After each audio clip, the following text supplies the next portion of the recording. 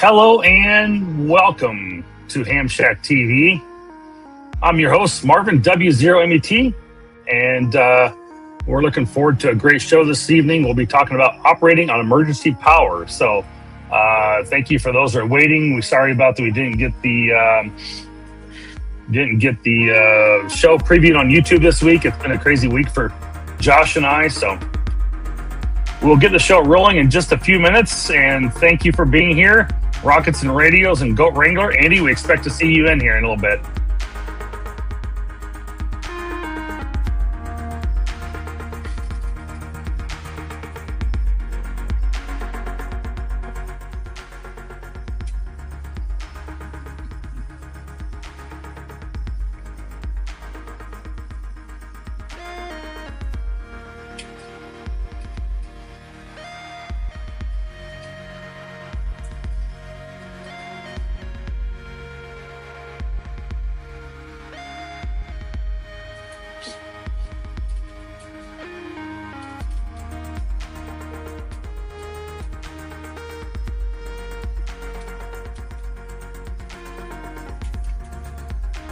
Folks, if you're just joining us here this evening and getting started, we're going to get the show started in about 2 minutes. Just getting a little pre-prompt going, as we didn't have YouTube streamed to the channel earlier this week. So just making sure we give time to get people to get in here and see the show is live.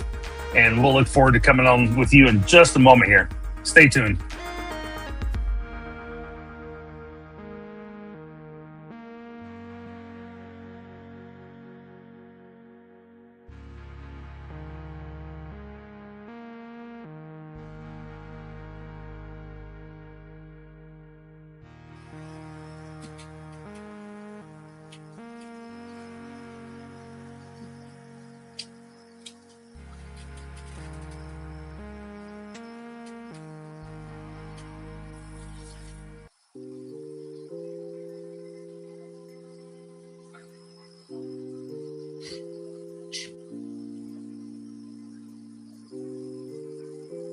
All right, we're about to get this show on the road, folks. We're going to give it just another couple seconds here, and we're going to roll this. So thank you for joining this evening. If you're just coming in, I'm Marvin W0MET. I'm your host for this evening, and we're looking forward to a good show here.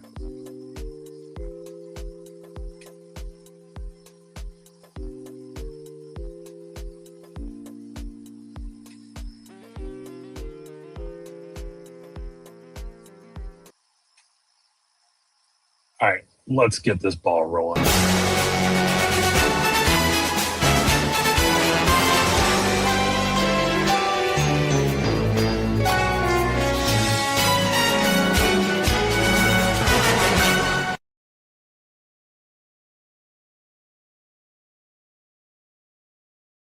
And there we go.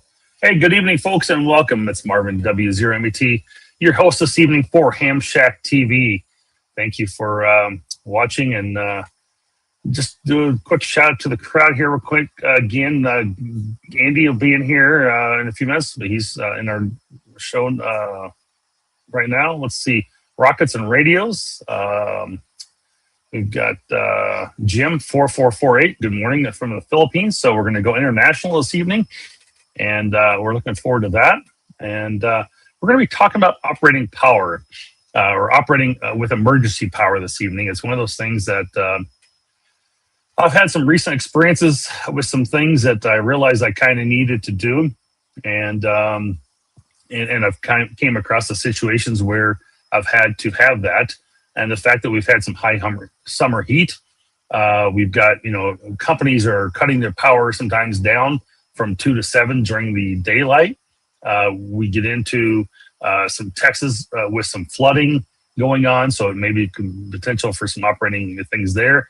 And who knows with these high heats in the Midwest and across the plains, and probably even East Coast as well.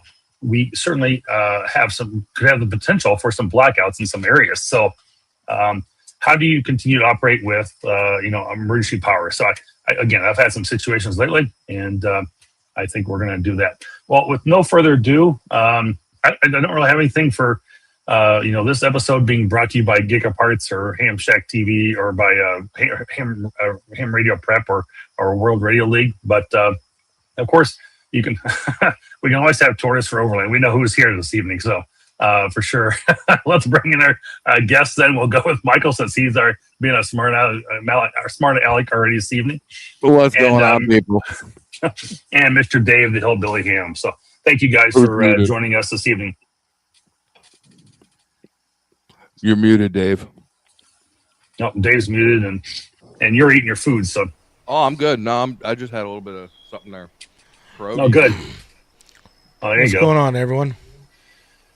We're doing good. Michael's doing good. Michael's got to get in front of the microphone and stuff his mouth. Yes. Nope. Well, I'm going to start off with a quick round robin, and I'll start with myself first here. It's been a good week. I can't complain, but it's been a really busy week at work. It's been extremely hot here in Minnesota, and actually from, call it last night, into a good portion of today, and even still, it is pretty smoky and foggy here up in the point of Minnesota and the boundary water canoe areas. There's a major wildland fires going on, and that smoke is rolling across northern Wisconsin, coming down into the Twin Cities, and even southern parts of Minnesota. So the conditions here for air quality, our local Channel 5 weather said KSTP said that the Minnesota's air quality of air was the third worst in the world today. So, it's not been great. It's been, I'd say, right pretty next to thick. LA and Detroit. I was going to say, the Southern California basin, I find it hard to believe with the smog they get. Yeah, it may be, but like I said, Channel 5 reported it was the third worst air quality in the world. Maybe that's based on, air quality factors, but I don't know. But, I think some other place in this world would be a little bit worse than here with the smoke coming down, but that's what they were reporting anyway. So it's quite interesting. And like I said, it's been pretty thick to breathe as well. It's been quite interesting. A lot of people walking around with masks because, like, my coworker this morning said he woke up and he had like white particles of dust on his, basically ash that's in the air. It's all, they're small, fine molecule, particles, and you're breathing that crap in too, which is not great. But I mean, what do you do? I mean, like, again, a lot of people were wearing masks and stuff, so found it quite interesting there. It's just been a lot of little errands here and there this week, and dealing with some of the warm weather. I've been wanting to get a video out, but when it's been 96, 98 degrees, to kind of do an open box type of video, that would be pretty quick to do. It wouldn't probably take more than about 5 to 7 minutes, but just having the temperatures down in a reasonable level to be able to do it has been challenging. So I've kind of foregone that. And then I've had 2 winter field day meetings this week too. So that's been really busy with things going on. So trying to get our store and our merchandise for this year up and running. So yeah, fun times. Michael, let's go to you. You're at my top. Oh, no, it's been in the triple digits here with humidity.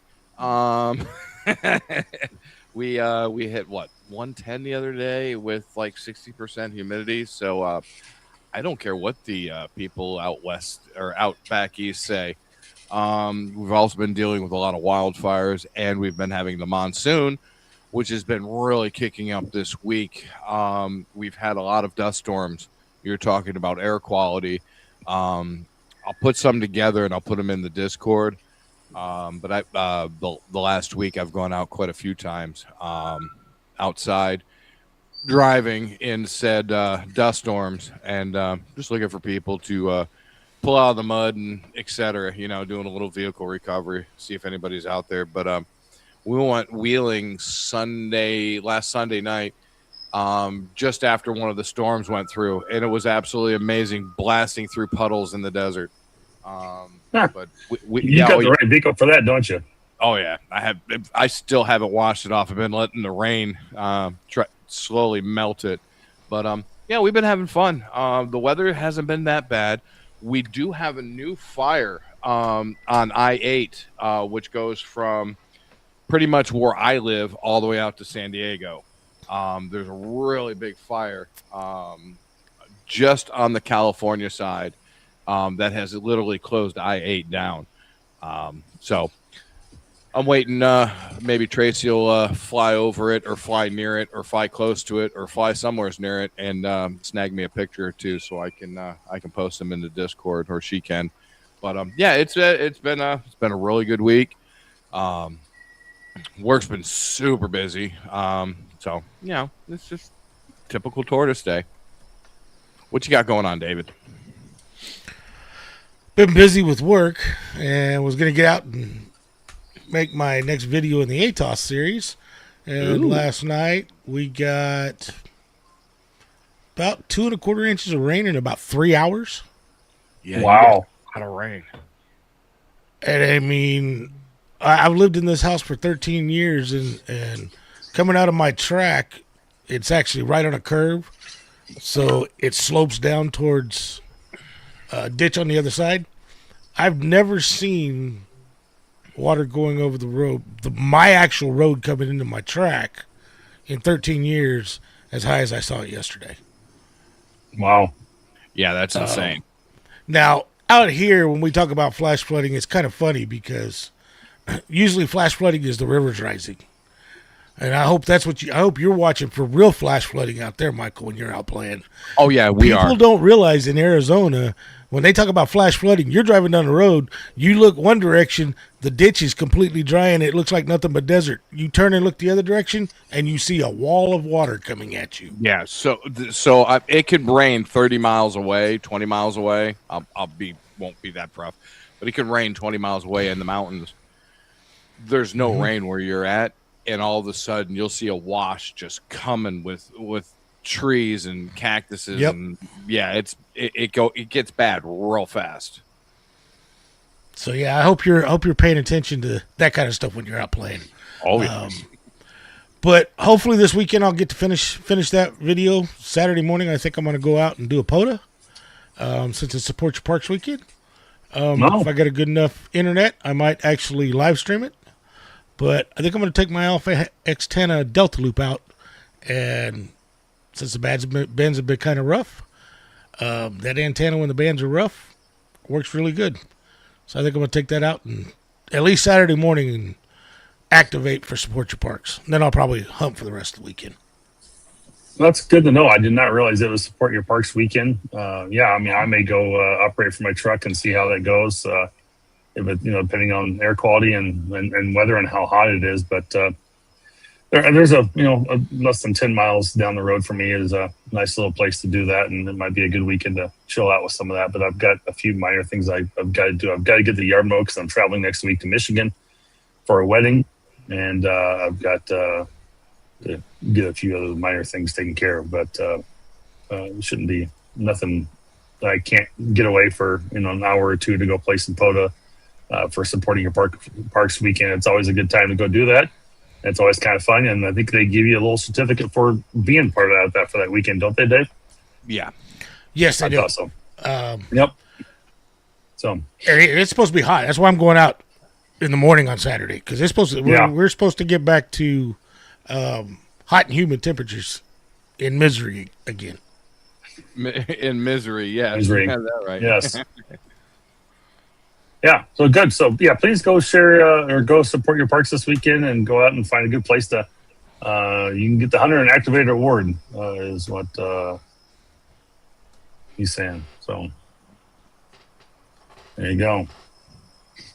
Well, cool. Well, tonight we're going to be talking about operating with emergency power, and the reason I came up with this topic was a couple different things that I've come across lately, and the other topic or the other part of element of this is that again, as I kind of said in the very beginning of the opening, was that we've got a lot of hot weather going on. A lot of electrical companies are asking you to turn your power down between like 2 o'clock and 7 o'clock during the day.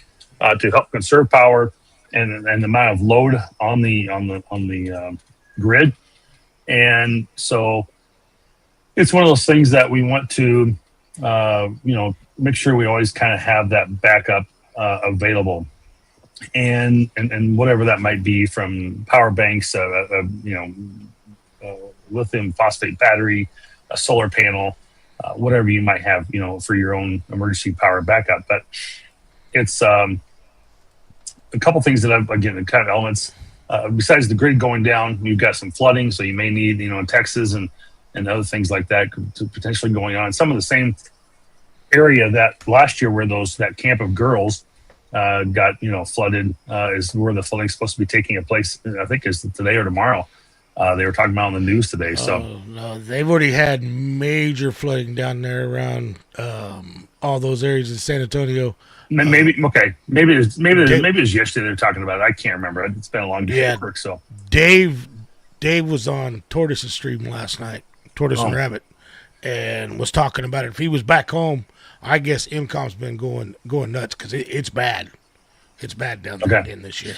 So, I mean, again, you got to operate for emergency power from through some of these things. Power lines get washed away, things get moved down stream, and you got to have some ability to be able to operate in some form or fashion. And there's again, solar panels, there's backup batteries. Maybe you have another source of a generator. Maybe you've got a home generator. Maybe you have a portable generator. It could be either one of those. Or maybe you have another way to, maybe you've got solar panels on your roof so you can create, electricity on your own, and you can pull from that to keep yourself going as well. So, I mean, there's lots of different ways that people could have this operating emergency power type situation. And so, that I think that's important to have. And so that was, my first element of talking about this. But the second element was this past week, I found myself to be without some forms of power. And in terms of there was the WRTC was happening. I know there were some other events that were happening as well for some contest stuff. And the IARU, exactly. Yeah, just a few of those. And so I was up in my wife's place in Rhinelander, Wisconsin, and I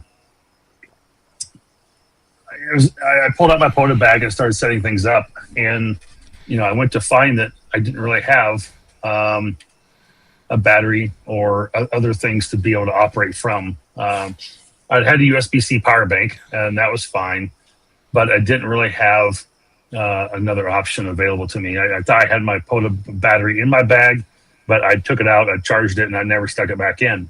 So I was like, all right, what am I going to do? Let me see if I can take this USB-C, because the 705 only puts out 5 watts on just regular battery power by itself. And I thought, well, at least let me get to 10 watts, at least double my power at least. And I do have a little amplifier for it, and I could go up to 100 watts, but I didn't have a way to go from power poles to power poles because I didn't have another battery with me.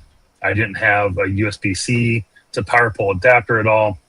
And so I'm just going to go off the 10 watts, and I tried to make a few contacts, and I did make a few, but it was a struggle. A lot of them were tough to kind of pull the information out with the 10 watts, and I had I can't say my antenna was compromised, but it was up, maybe 15 feet off the ground, but it was also on the kind of the back side of my porch, and so it was not up over the roof of the house at all. So it was probably going one direction. And into the trees, and didn't have a whole lot of ability to operate. And I just didn't have a lot of rope with me either to or any type of oh my gosh, what do they call it? I'm drawing a blank on not Dacron, but something like Dacron or your 550 cord. 550 cord. Thank you. Paracord. That's what I was trying to think of. Thank you. Yes. And I didn't have a lot of that with me. It just wasn't in my backpack. I had like 2 little 7 or 8 foot strands I tied together, made 15 feet, whatever. But that was about it. So I found myself in a very,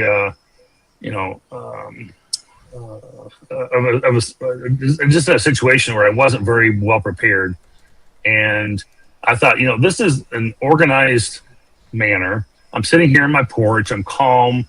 I'm just trying to operate some contests. I want to get in touch with some WRTC stuff, and make a few other contacts and have a little fun and do a little FT8 or something. And I just found myself very compromised and not having the ability to be able to do things well. And it was very disappointing for me. And it's like I had no way to go from USB-C to power banks or a battery to a USB-C, and I just didn't have any of those things around me, and I didn't have any of those connections or connectors to be able to do that. So I took the time to really go from spend my time operating to being able to have the opportunity to be able to go from a USB-C connector to a power pole. And I'll let one of you guys talk for a few minutes while I pull that up. I should have had it pulled up already, but this is what I'm actually going to end up building over the weekend here. I had to order all the stuff. I can 3D print the case, but I thought it was quite interesting for having that connection. And I know there's companies out there that already pre-do it, but it's like I can build it myself cheaper.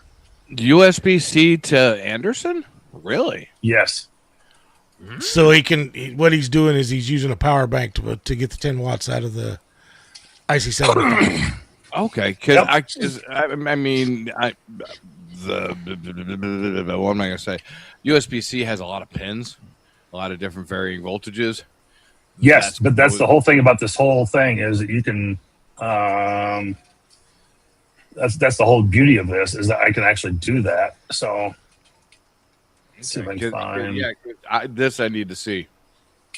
I should have had this pulled up ahead of time, but let me just do it this way. C2 Anderson. There we go. But Marvin, I'm kind of disappointed in you though. I'm disappointed myself. We just had field day.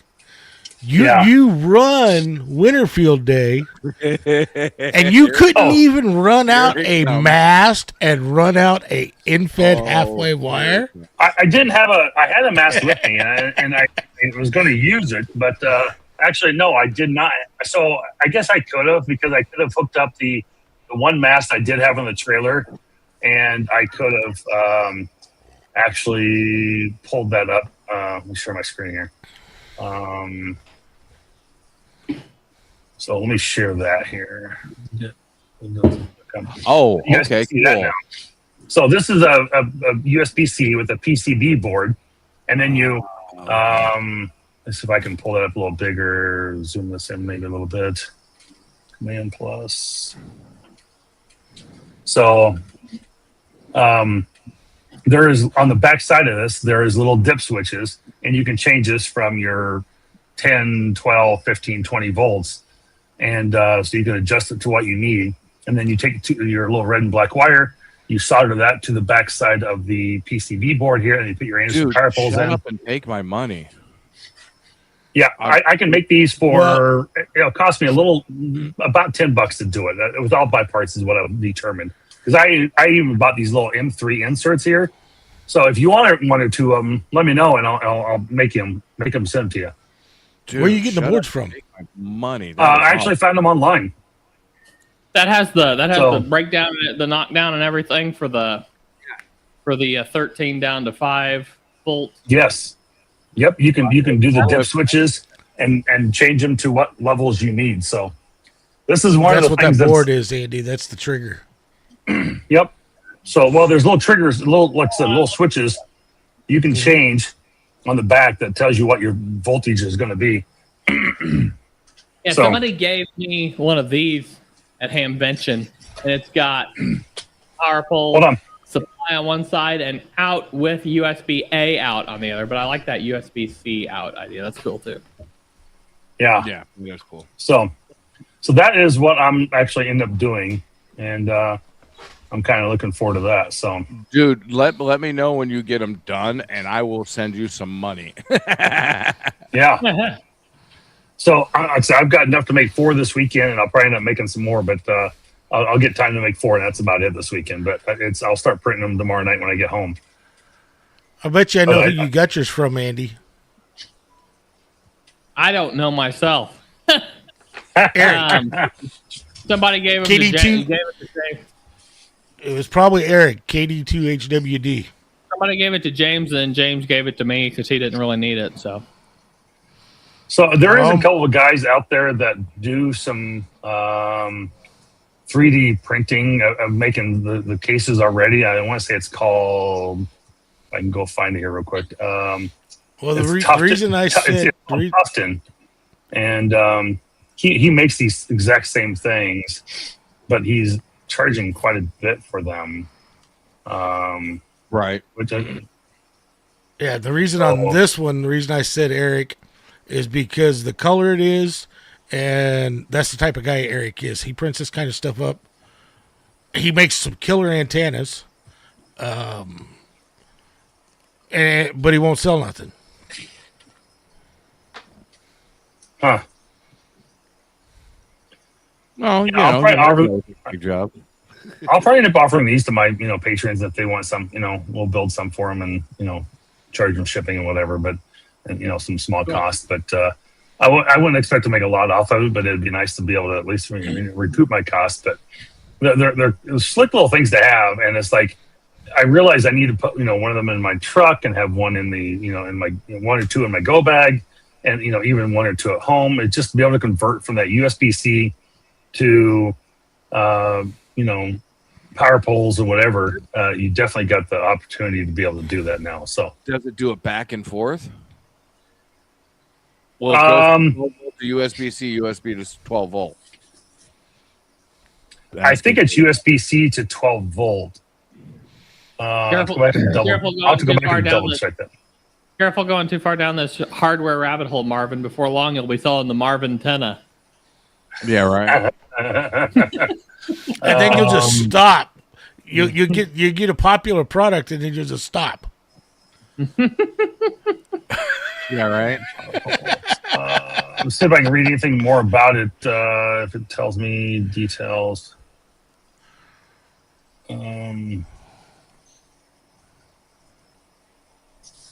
It does not say which way it goes, but I want to say it's the USB-C to Anderson power pole, so you can actually power from USB-C. That's what it says, USB-C power delivery to Anderson power pole. So I think it only goes one way in my mind in that direction.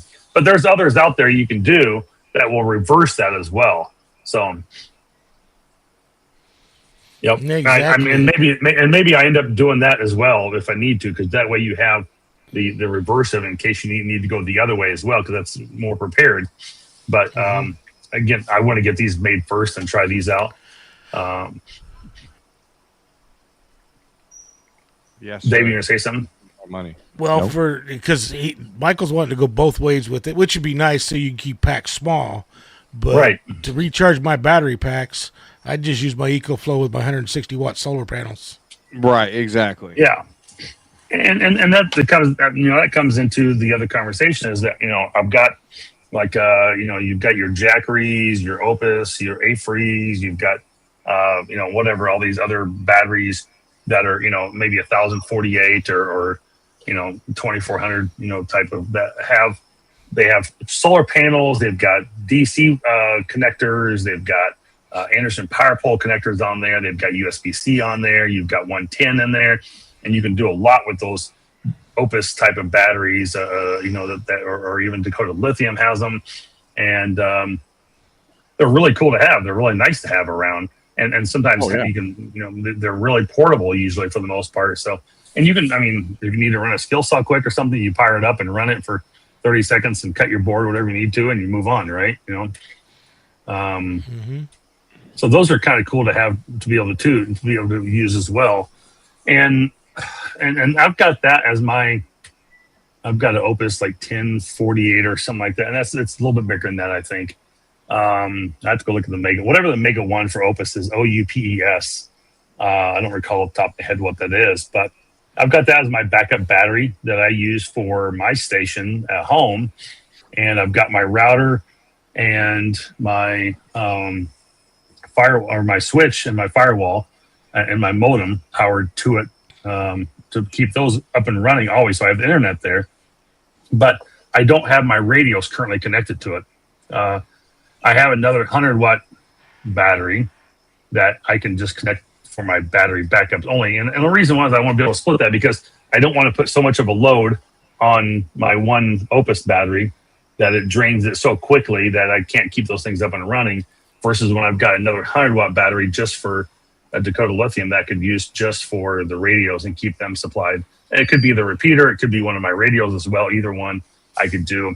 But I've got a switch that I'd like to get set up for that. And I just haven't had time to sit there and work on that. But with the new rack that I've set up recently, I certainly should have room and time to be able to build something for that. But I'll probably entice and like create another shelf and like zip tie or screw some of those like a power pole connector or a switch or something to a shelf.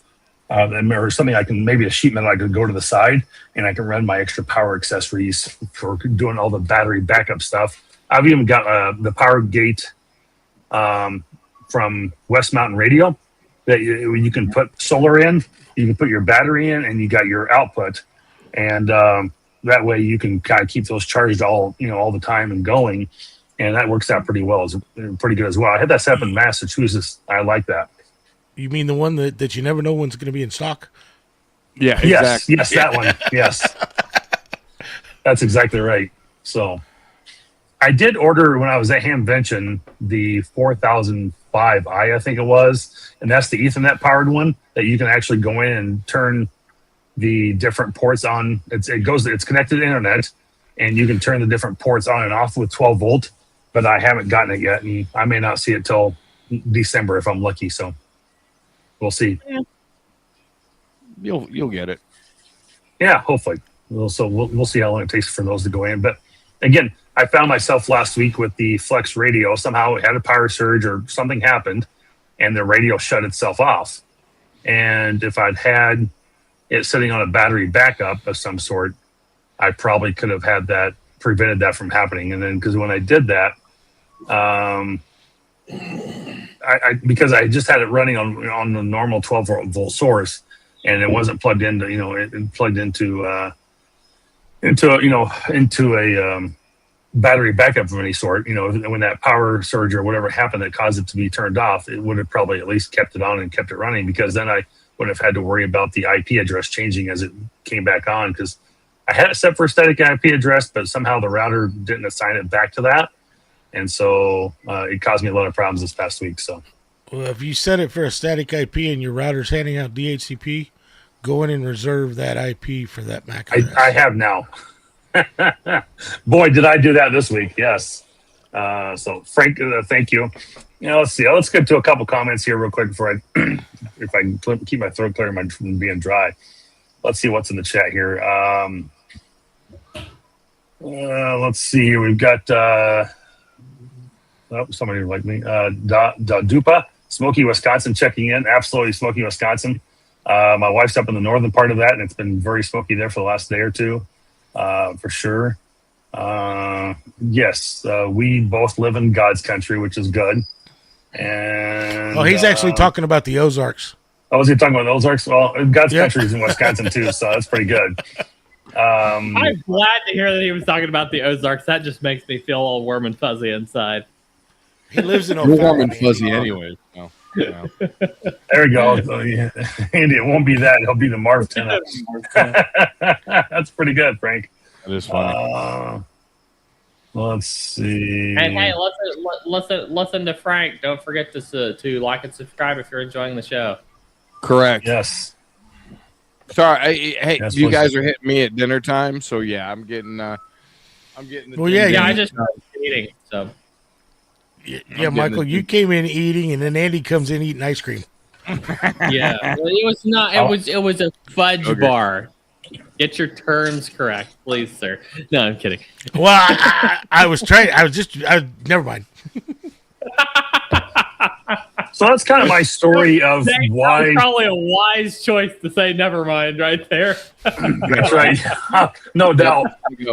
I was a little late to the game on that one, but I quickly caught on. So I know where Dave was going with that. So anyway, we're in the first hour. I'm being nice. In the first hour. Absolutely. So that's kind of my story where I decided to come up with operating for emergency power and realize what the importance of that was. And, that it's something I need to do a much better job at. And so I'm kind of curious what your guys' story is on that and what you guys use for backup batteries, emergency operating power, power sources, and whatnot along your way. So, and are you, whether this is from a portable standpoint or your shack, or whatever, we can cover all those if you want. So, Andy, I'm gonna let you go first and see what you do for power and if you lose everything at the shack there. I have I have just like a battery backup plugged into the wall. Other than that, I don't have the money to set up an emergency backup system right now. I've thought about getting a generator system set up for the shack, but I just I don't have everything I need right now. But as far as radios go, I have just a little LiFePo 4 battery that cranks out. I can probably do 5, 10, 12 POD activations off of one charge. It's a really good battery, and that is what I've used. I haven't gone down the route really yet of setting up like a battery box or a whole emergency setup at this point. But it's definitely a cool idea, and I think that's something that I would like to explore at some point. But at this point, it hasn't become entirely necessary or prevalent for me. But definitely something that I would like to look into doing in the future for sure is even a generator setup that's really easy to set up and use. But yeah, I'm really not in a position just yet to set up a full battery backup system. But that doesn't mean I don't find interest in that. So I'm excited to hear what the rest of you have to say. Well, the thing is, you bring up generators, and that's a very good point. Is I've had a Generac generator, and that was a little, call it 2,000 watt portable one, and that I thought was pretty decent. Generac's a very good brand across the board, but I found that the RF noise on that thing was out of this world. So I thought, all right, I'm going to do a little more research. I'm going to do a little homework here. We're going to try and figure this out. And I got 2 of the Champion, like 1800s or something like that. And I can put them together and I can create a 30 amp, enough to power a trailer of some sort for field day, whatever I need to do. Cool, no big deal. Found out that those were probably just as bad or close to just as bad as the Generac together. Now, on the single point function, they're not terrible. They're not great, but the Champions are a little noisy for me for RF, especially around that 20 or 40 meter band area. So that was a little troubling for me to be able to have that. Now, today, I still got those 2 Champions, but I think from what I've seen on quite a few other field day experiences, visiting sites and being with other people, that Honda seems to be one of the better generators that seem to have a pretty low noise floor for interference on our bands. So, but you're right, Dave. You are paying. It's a matter of you got to pay the money, pay the piper for that product, and get a great product, or do you deal with the fact that you have a generator with noise and it creates some unusable portion or all of the band and through your whatever you're doing. So yeah, because there's even Hondas that generate noise. We've got one of the bigger ones for our club's trailer that we got when we did our grant.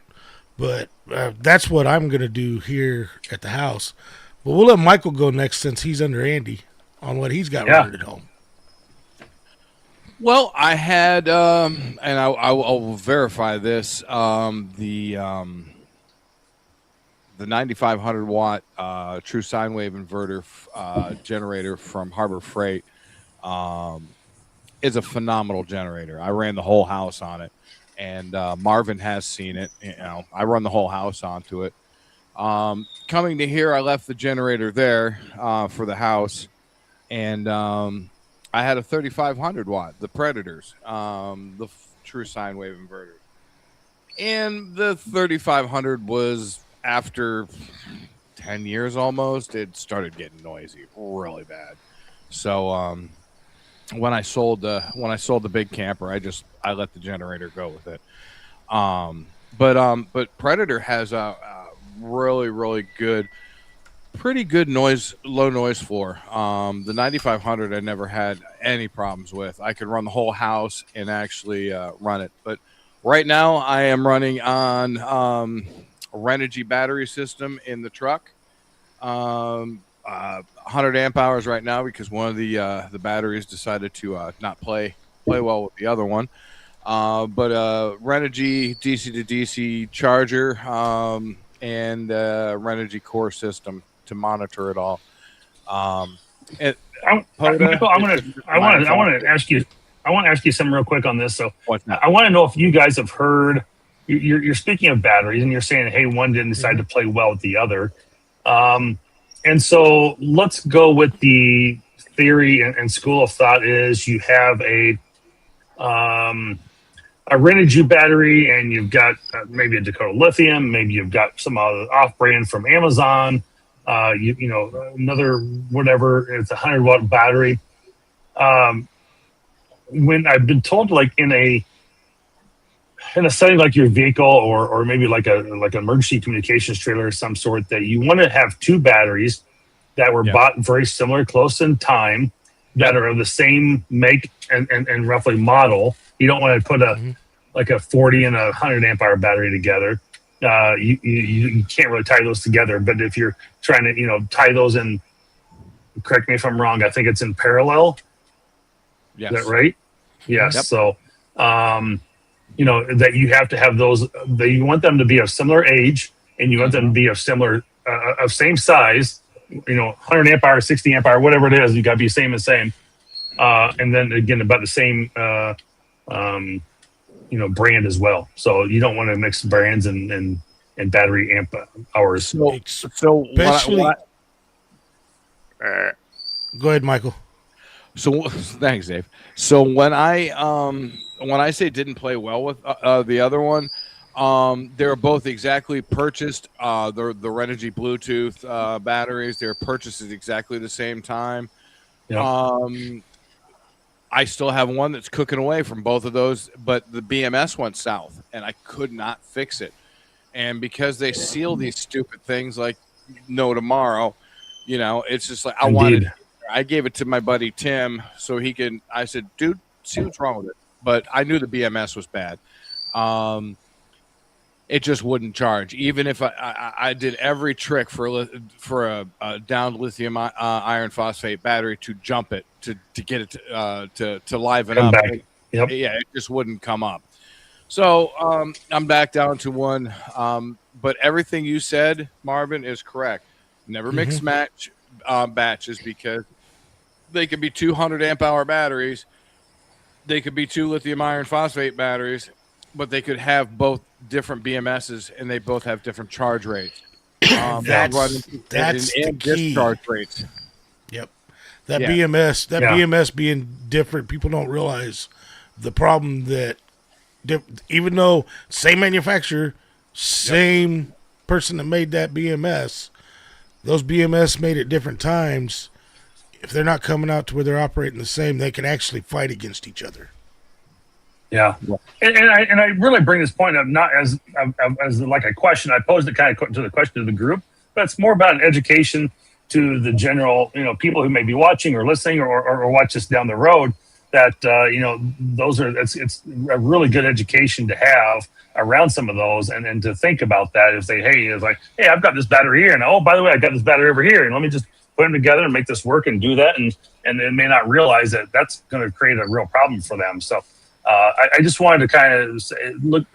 I was kind of inquiring, like, okay, you had battery not play well with the other one. What did you do, or you know, but you're just surviving on the one battery for now. But you didn't try and go out and buy another battery and then throw another one in there to make it work, because that is not the thing to do. But no, so what I'm going to do is I'm going to buy two batteries and take that one out and put it someplace else. that's my plan. So I'm going to buy 2 matching batteries, pull that one out, put it off to the side to do other stuff, and maybe powder or whatever, and then put those 2 back in the truck. It's just I don't remember. I don't know if it's weather that killed the BMS, because Renogy batteries have a low shutoff temperature. They have a high shutoff temperature, and they don't like getting hot and they don't like getting cold. And if you have lithium iron phosphate batteries in your vehicle and you live in a cold climate in the winter, please take them out. Please bring them inside. Just like your dogs, you don't leave your dogs outside. Take your batteries, bring your batteries inside. Put them at a 50% charge, put them on the shelf. They'll be perfect all winter long. When you want them, when you want to use them, bring them out, hook them up, charge them up. But please do not charge your batteries in the wintertime if they don't have the temperature validation into them. And please don't leave your batteries in your vehicle over the winter, because you will kill them, and they will not be happy, and they do not like to charge when they're cold. They're not like an AGM or something like that. Yeah. Right.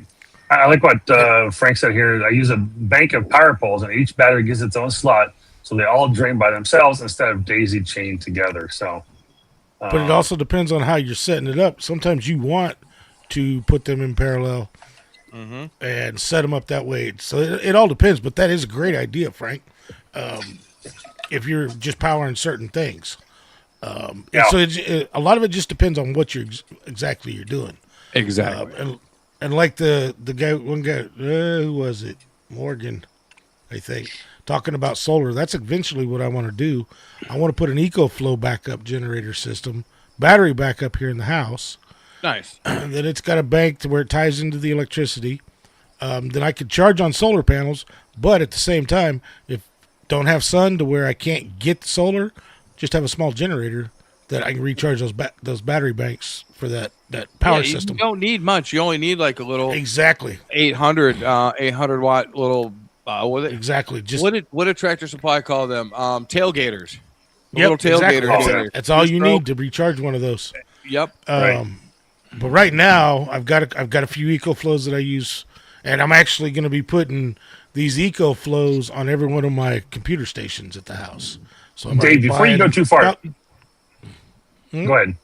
I was going to say real quick, I just wanted to interrupt a couple things and make a couple notes of what people are saying in the comments before you start on your side of things, because I'm excited. I want to come back to you as well. But KQ4WLR Morgan runs whole property, 1,800 amp hours of battery at 40 volts. So that's a really great way to go. That's pretty cool too. And if I run a short, I have a 50 kVA gen set. Must be a generator, 50,000 volt generator. So that's pretty cool. And then, there it is. A good day, I run on my marine rescue battery based off of Blue Yeti or Blue Eddy power station as well. So those are along those lines of those Opus, the Jackeries, the Afrees. They all have different, names or brands in there, but they all kind of do the same thing. But those are all really good ones as well. So, those are good to have. And so you're just that. And the reason I say that is that's where I'm leading into what you're saying. You're talking about having ordered those type of batteries. And I've already got a few of those EcoFlows, but I'm actually, instead of running a battery backup on my computer stations, because those battery backups, sure, they work, but working in IT, you find out how well they actually work and how long they actually last. Exactly. So, and the thing that's nice with these EcoFlows, being lithium ion phosphate batteries in there, the way it sets up, I mean, they instantly, everybody thinks a battery backup instantly. Sometimes you can actually get a flash to where you can lose a server when it switches to a battery backup. I have never seen anything drop when the power stops coming through these EcoFlows to where it dropped the power or whatever was plugged into it. So that's what I'm going to use for my computers. Now, I've actually ran my entire station, running my 9700, running my HF rig for MCOM practice and it's one of the rivers. It's the newest river. Cause see, it's those like that one that's got the little battery bank on the top. Go down. Right there. I've got that one, but I've also got a river too. But that newest one, that's what I want to get because there's the river 3. Right, you can put add-on batteries on those, and I've actually got the one. So is that bottom an add-on battery, and then the top is just got the? Yep, that's a charger controller and a set of batteries. Yep. So you can actually does that have power poles and other access to it? No power poles, but it's got USB-Cs. It's got power plugs. Of course, it's got DC 12 volt. Like the DC outlets, or no? I see the 120. It's got 120 volt, but the only true DC output would be the cigarette plug lighter. Gotcha. The USBs are I don't. I see USB. I don't know if they're 25 watt. The USB-C, I think it's not enough to charge a laptop. So I don't think it's 65 watts. But I've got other things that I can do that with. But those, I've actually ran my entire station when we were doing MCOM test day for Aries statewide. You had to run on emergency power to be able to be involved in it. Well, I had to shut everything off, and I actually ran my DX10, my 9700 for 4 hours, no problem, and still had 70% left on the battery. That's pretty good. And that's why I like. Go ahead. But then I've also got some other batteries that I use, and like I need to finish. Well, it's going to disappear in the. Oh, hold on. Let me make it big first. There you go. That's going to be a 25 amp hour battery box. It's the smaller one. I've got the battery for it. I just haven't had time to finish it. I've got a couple Bieno batteries. So I've got batteries that I can use. And with the EcoFlows, like I said, I can recharge those batteries just by using a solar panel and those EcoFlows. Because those 160 watt panels, EcoFlow panels, charges those things pretty quick. I forgot that I have extra batteries. I have 300 amp hour worth of AGM batteries in the camper, which I take out over the winter time and throw them in the garage. But we got 300 amp hours in the camper. I completely forgot about that. The reason I like these Opus ones, this is the Opus. I don't know exactly which way they run, but they've got the power pole connectors. They've got a solar. I don't know if this one does specifically. I think it does. It's got a solar connector. It's got USB-C, USB-A. It's got the 12 volt, and I think that I don't see it on the side of this one. It may be over on the side. I'll drop a link to it. The EcoFlows have the solar connection on the back. You can plug because they've got the charge controller in it, so you can plug plug solar panels directly into the EcoFlows. So Eric in the chat there. Yeah, so Eric says he runs his camper with a 314. That's one of those single batteries, 314 amp hour lithium iron phosphate battery, and it charges well using 400 watts of solar. Yep, very cool. Andy, that's who I almost. Hey, Eric, I got a question. Did you leave these with James at WRL at Hamvention? Probably. We'll see if he comes back and gives an Andy answer there. I'm sure it was him. But yeah, those are pretty slick. Like I said, I want to say some of them have like a DC, the round DC plug as well. I don't see that one does right offhand, but I want to say my Mega one does, but it may or may not because those could be varied by size quite often. And he goes, I gave so many out there, so. Yeah, there you go. Had a feeling it was him. Thank you, Eric. Thank you, Eric. Very kind.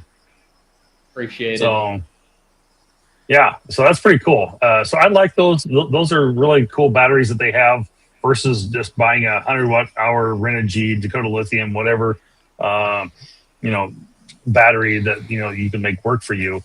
Those provide a lot more options and different power sources. You can plug your computer into that. You can plug a lot of other things in as well, like power poles, your solar panels. And if you just have your 100 watt typical battery or LiPo battery, you don't have that flexibility.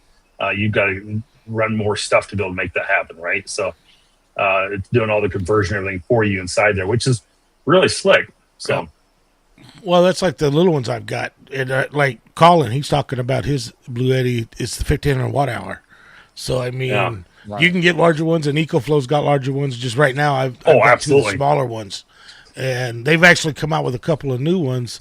And the one thing EcoFlow's been around for a while. The one thing I like, the only time I get any kind of noise on my radios when I'm using those is when I plug my laptop charger in. Oh yeah, your laptop. The laptop chargers are so noisy. The EcoFlow makes no noise whatsoever.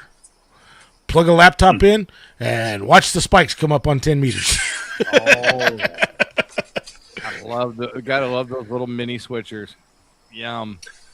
Hey, look at your brother join the gang, Tortoise and Rabbit. What's up, Rabbit?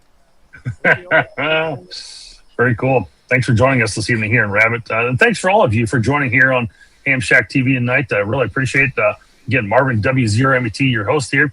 And we're talking about emergency operating from emergency power, and how do you operate on power during times of emergency? What do you do have as a battery backup sort of thing?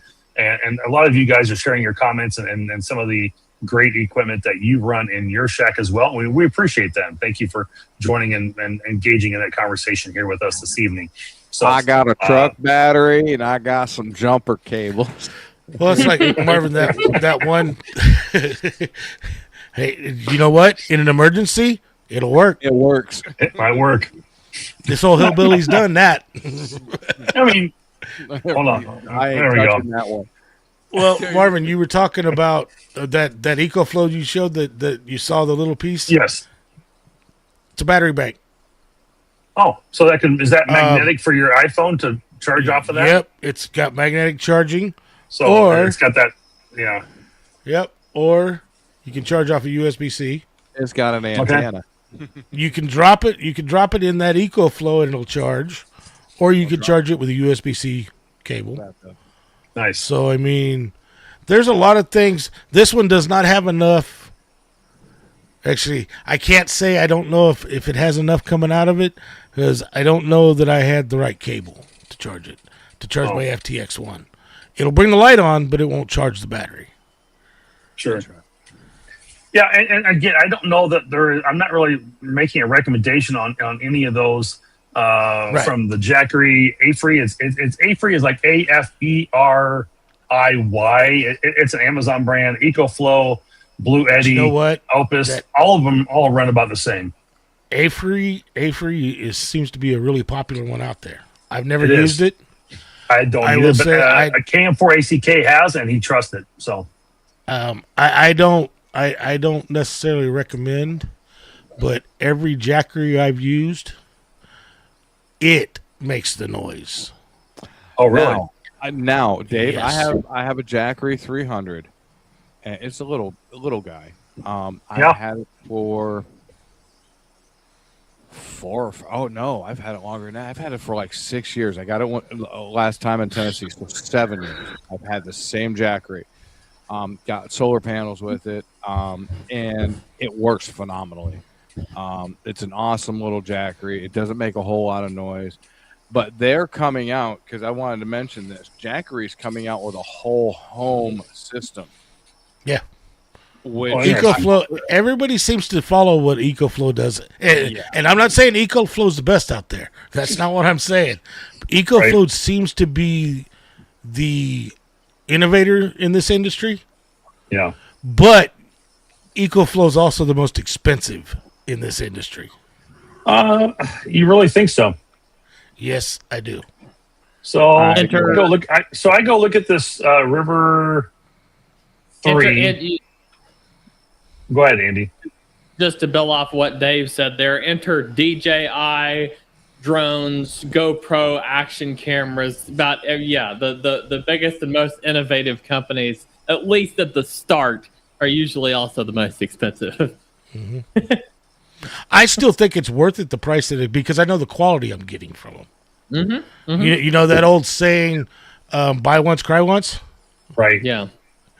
And that's what I found with. It That's what I found with apply if EcoFlow. you're trying for the rest of your life, though. So it looks like this is save up a little money before getting there. So it looks like that River 3 is about 600 watts rated output and 1200 with X boost. So I go look at a Opus, whatever. Again, I don't know whichever one. It is for $699, and I'm getting 1,000 watts DC output for $699. So let me go find the one that's EcoFlow for a little bit more money there, for a little bit more power, of equal size. And what does that compare for prices? It must be another. It's got to be one of their other models then, or power stations like their Delta series, maybe. Mm-hmm. That's what I'm going to go with. Is probably the Delta series to get up to that, because the River series does not have enough there. But page not found. Oops, as it says. Hey, wait a minute. They must be running a sale right now. They are running a sale right now, yeah. Because EcoFlow Delta 3 portable power station, which is 1,800 watts output, $549. Yep. So that's pretty good. No, I'm kidding. So you're saying how many watts was that? 1,800 watts output. It's well, you can actually add on because it's 1 to 5 kilowatt capacity.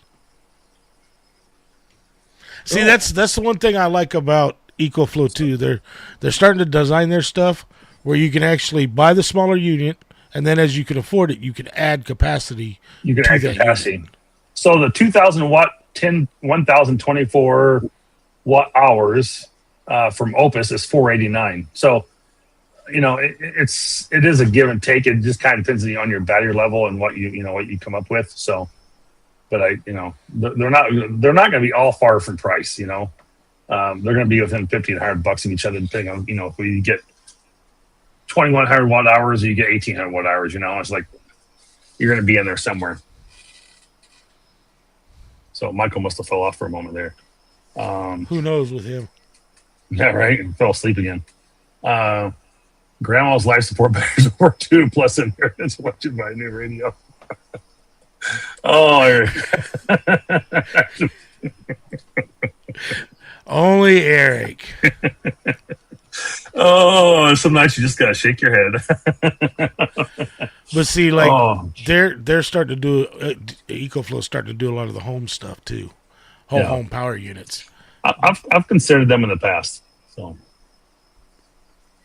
but it's most of them nowadays. I think they're all pretty close. Yeah. I will buy once, cry once if I get good customer service. If I get horrible customer service, I'll never touch your product again. So that's what I judge a lot of my stuff on. Now, and I know, Michael, back when you got yours, that was back when I was dealing with Jackeries. And, yeah, they were known for making noise. They say they've gotten better. I just haven't. It's not like they were making a ton of noise, but the actual unit itself made noise. Now I know the charger that I plug into it is noisy. I mean, monstrously noisy. I've got a charger in the camper that I love to use, and my God, is that thing noisy. I literally can't run. It's down in the garage or on the other side of the garage, far away from me, far away from my radios, far away from the antennas. And I can't hear anything on HF when that thing's running. And that's what I have a lithium iron phosphate charger and an AGM charger. And the camper has an AGM charger. So it's a switcher. So I know it's going to be noisy. But, dude, this thing will give me S7 noise on every freaking band. And I can't hear crap. So I have to go downstairs, unplug it, or don't do HF for the night, But, yeah, I know a lot of the chargers are stupid noisy. Yeah, it's one of those things that you have to pay attention to, especially I've got my 16-foot cargo trailer, and I've got a part of that cornered off, and I've got a 100 amp hour battery in there, and I've got ability to be able to plug in. I've got everything set up for 12 volt lights that are LED across the roof, and of course those can be a little noisy too, potentially. But I haven't really tested a radio in there since I've added the light. Well, I did. and it wasn't too bad. So I didn't have all of them that I have hooked up now, I should say.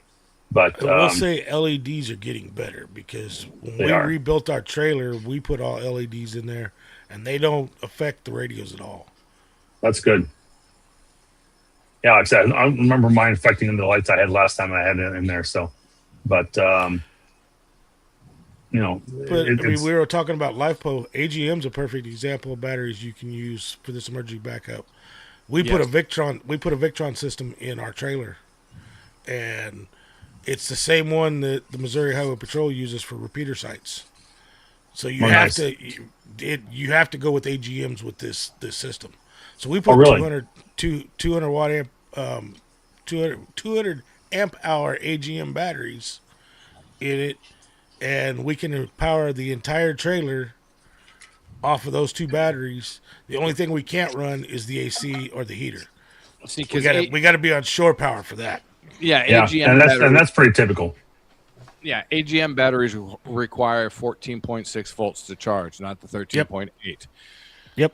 So in that case, they require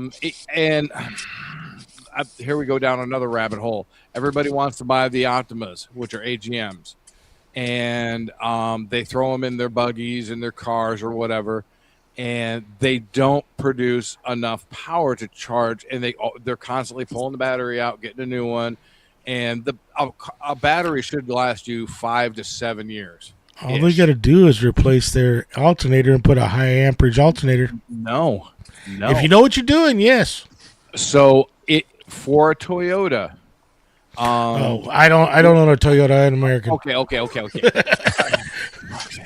right.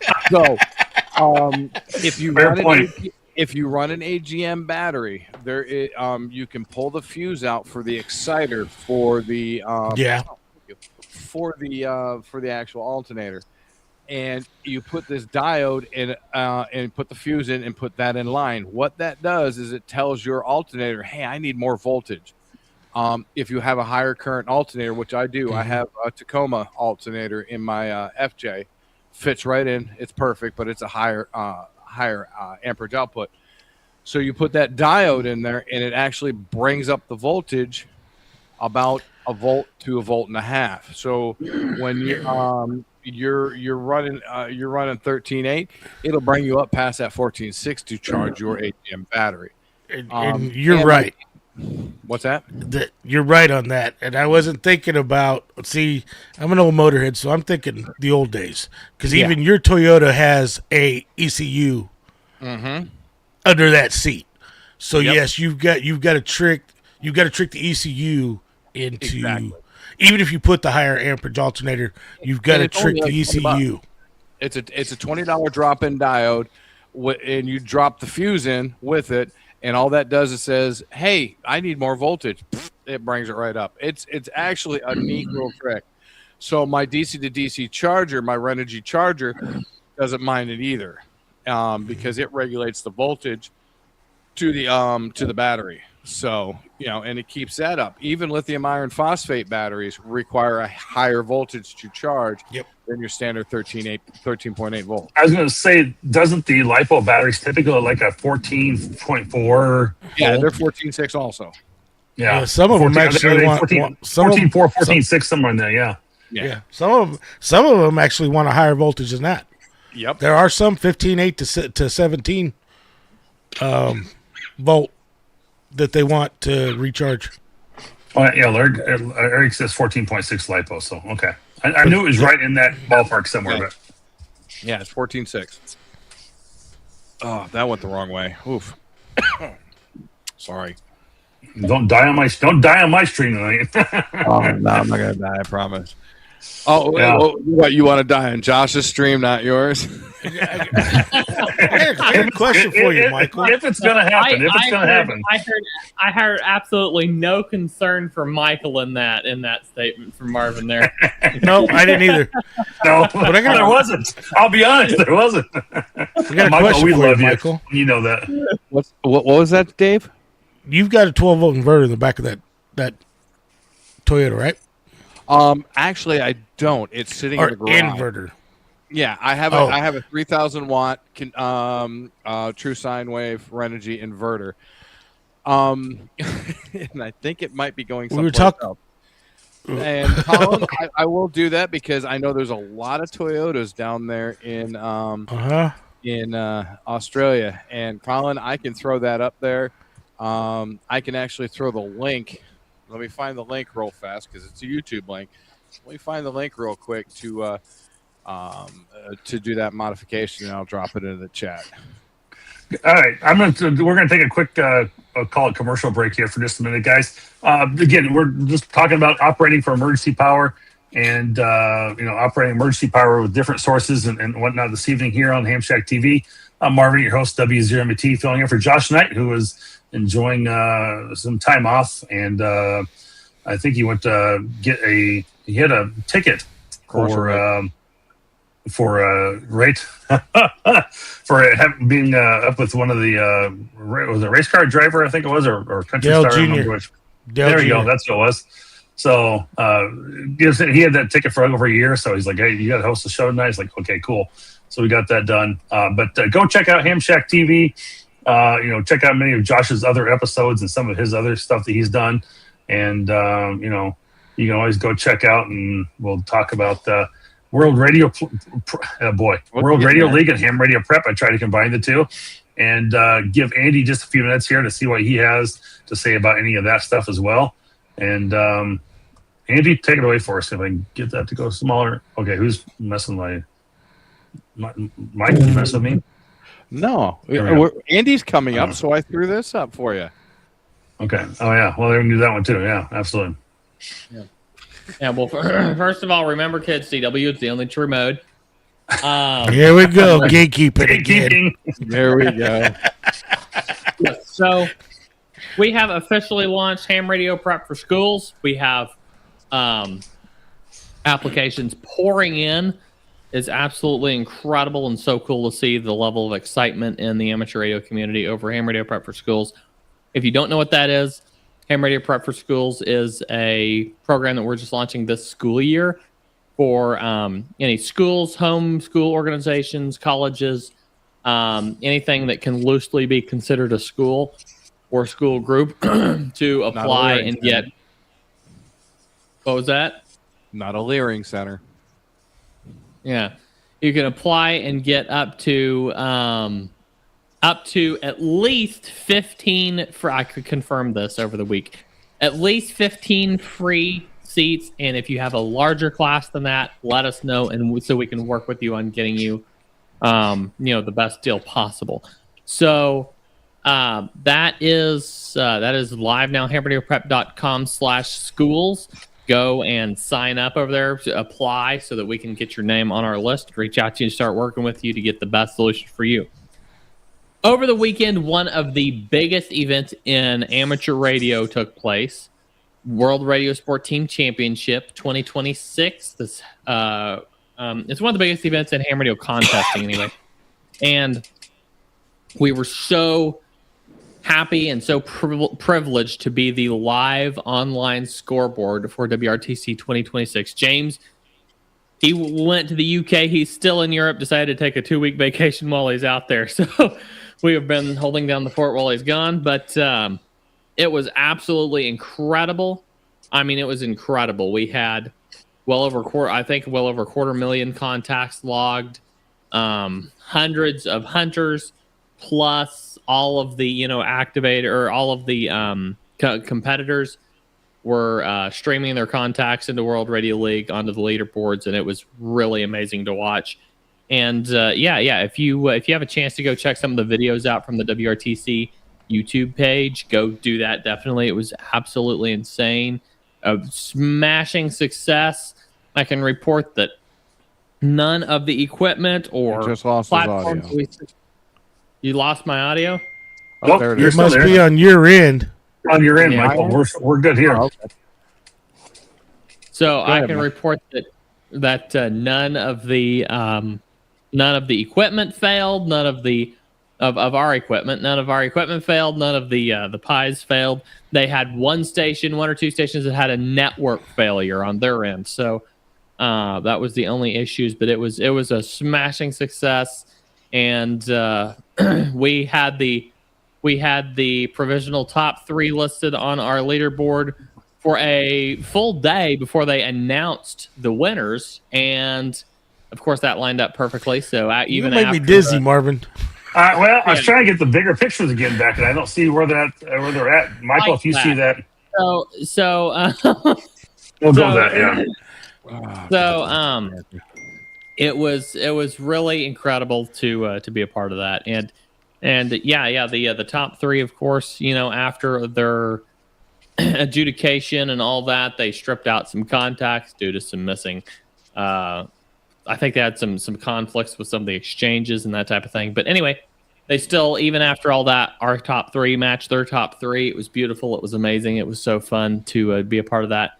And if you go watch their closing ceremony, you can watch James walk up on stage and get the plaque and shake hands with the BRTC guys. And we're so grateful to be a part of such an amazing event. It was huge. And then they go and tell us that they're not going to announce where WRTC 2030 is taking place for another couple months. So that was a bit disappointing. But anyway, we'll hopefully find out soon where that's going to be. And I have not yet heard from James whether we're going to try to be a part of that one again. But I'm hoping so, because that was an incredible event. Yeah, it sounded like he had a great time and everything went off really well, Andy. And I'm really glad that World Radio League and Ham Radio Prep has such awesome things going for you guys right now. And if you guys haven't checked out either one of those sources, I know we advertise that here a lot on this show, but they really are a great product, and they are doing a lot for the ham radio community. So really appreciate your support, and I know they would appreciate your support too, and love supporting those who are supporting our hobby. So absolutely, thank you very much. I appreciate that. Yeah, absolutely. So those are the big things that are going on right now, or that have been going on. We have, now that we're past WRTC, like I said, James is on vacation, but the team is not. We are hard at it, cranking out some amazing new stuff. Morse Mastery just got a massive revamp. So go check out morsemastery.com. It's still not quote unquote production ready yet. I mean, it's still in current development, but go let me know what you think. Give it a try and see what you think and see if you like it. And we've done a lot of work to that over the past few days, and it's looking amazing. It's looking beautiful. At least I think.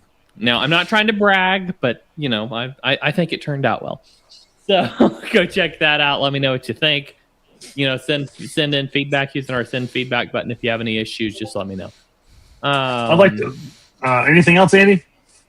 I was just trying to remember. It seems like there was one more thing I was supposed to say. I'll probably remember it later and just interrupt you. But yeah, go ahead. Well, I'd like to introduce our 2 camera clowns for this evening, Tornado Tim and Michael. Oh, wait. While you're going back and forth, like they were zooming really close and then come back out, and the other one zoom in. So anyway, thank you for joining Camera Clowns. Anyway, it's a lot of fun nonetheless. So, Tim, good evening. How are you? When Andy gets to talking, we got to do something to occupy our time, because he'll ramble on forever. He does like to go, yes. He's like an old person on 80 meters that will time out.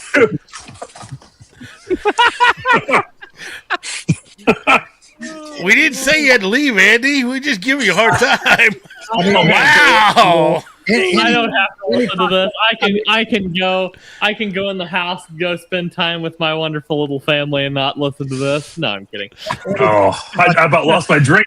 I said like an old man on 80 meters. I'm probably further away from an old man on 80 meters than any one of the rest of you on this stream. No offense. No point. That's true. No doubt. But he'll time out the repeater on 80 meters.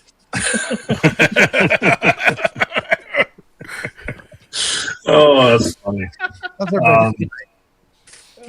Well, we'll get back to kind of what we were talking about is operating emergency power, and what are your sources, and how do you go about setting it up for your shack, your mobile, your portable units, your trailers, whatever you might have. And so we kind of got through the rest of the team. And so, Tim, since you were so fashionably late this evening, we're going to bring this right to you. So kind of, we've been talking about, like Opus and AFreeze and EcoFlows and Blue Eddies. Some of those batteries. Not to be confused with Opus, the Claude model. Don't. Yeah. yeah. So, and then generators, whether the noise or not, and if you have a home battery backup system, and does that go from your normal commercial power sources a flip over when you lose power? What do you have, for those type of setups? So, just curious what you run, and maybe from your vehicles or any of your portable setups. So, in general, I do a couple things. I've got a 300 amp hour battery that I keep in the truck. Right now, because I got more stuff in the back, I'll drop that down to 100 amp hour, and I have the ability to charge that through the alternator to keep that battery topped off. I have a a West Mountain Epic Power Gate in there, so I can feed off the alternator into it. I run off the battery, and then I have the ability to put a solar panel in to keep that going.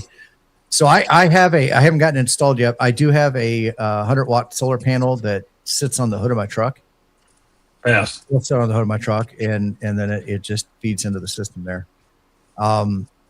So that'll be a continuous running thing. So that's what I did. Now, a couple of years ago, we had a tornado, and we were out of power for 4 days, and that wasn't a big deal. The power company got the lines back up as fast as they could, and we lost everything in our refrigerator. It's not the end of the world, but I had batteries, I had things here, I had ways of going into town and charging stuff where there was some power. So really the batteries just provided convenience, and we treated it like a camping trip. But that did cause me to reevaluate some things. So when we built the building out here, part of this building is we're going to, in the event of a power outage, something like that, consolidate everybody down to a small room. Yep. So we have a full bathroom in here, shower and everything. We have the ability to lightly cook, microwave, stove, not an actual stovetop, but like hot plate type thing. And then I can also grill outside with a camp stove. So essentially not much different than a Boy Scout camp out, right? Right. In here, radio, I've got an EcoFlow that will power stuff in here. I've also got an Epic Power Gate and batteries that when the mains are gone, I can switch over to batteries and run. The EcoFlow, I have their integrated generator. So it's an LP based, or it's dual fuel, but I can run off of LP gas. And when the batteries get low enough for the EcoFlow, that will turn on, run as long as it needs to run to charge it up to a certain point. Then it shuts off and it goes into standby mode. So you don't have a generator running all the time. Yep. And worst comes to worst, I will belly crawl 3 houses down, because our water company has a pumping station out there with a nice a generator. And I will belly crawl down there and tap in with some extension cords if I have to. Don't like that. So.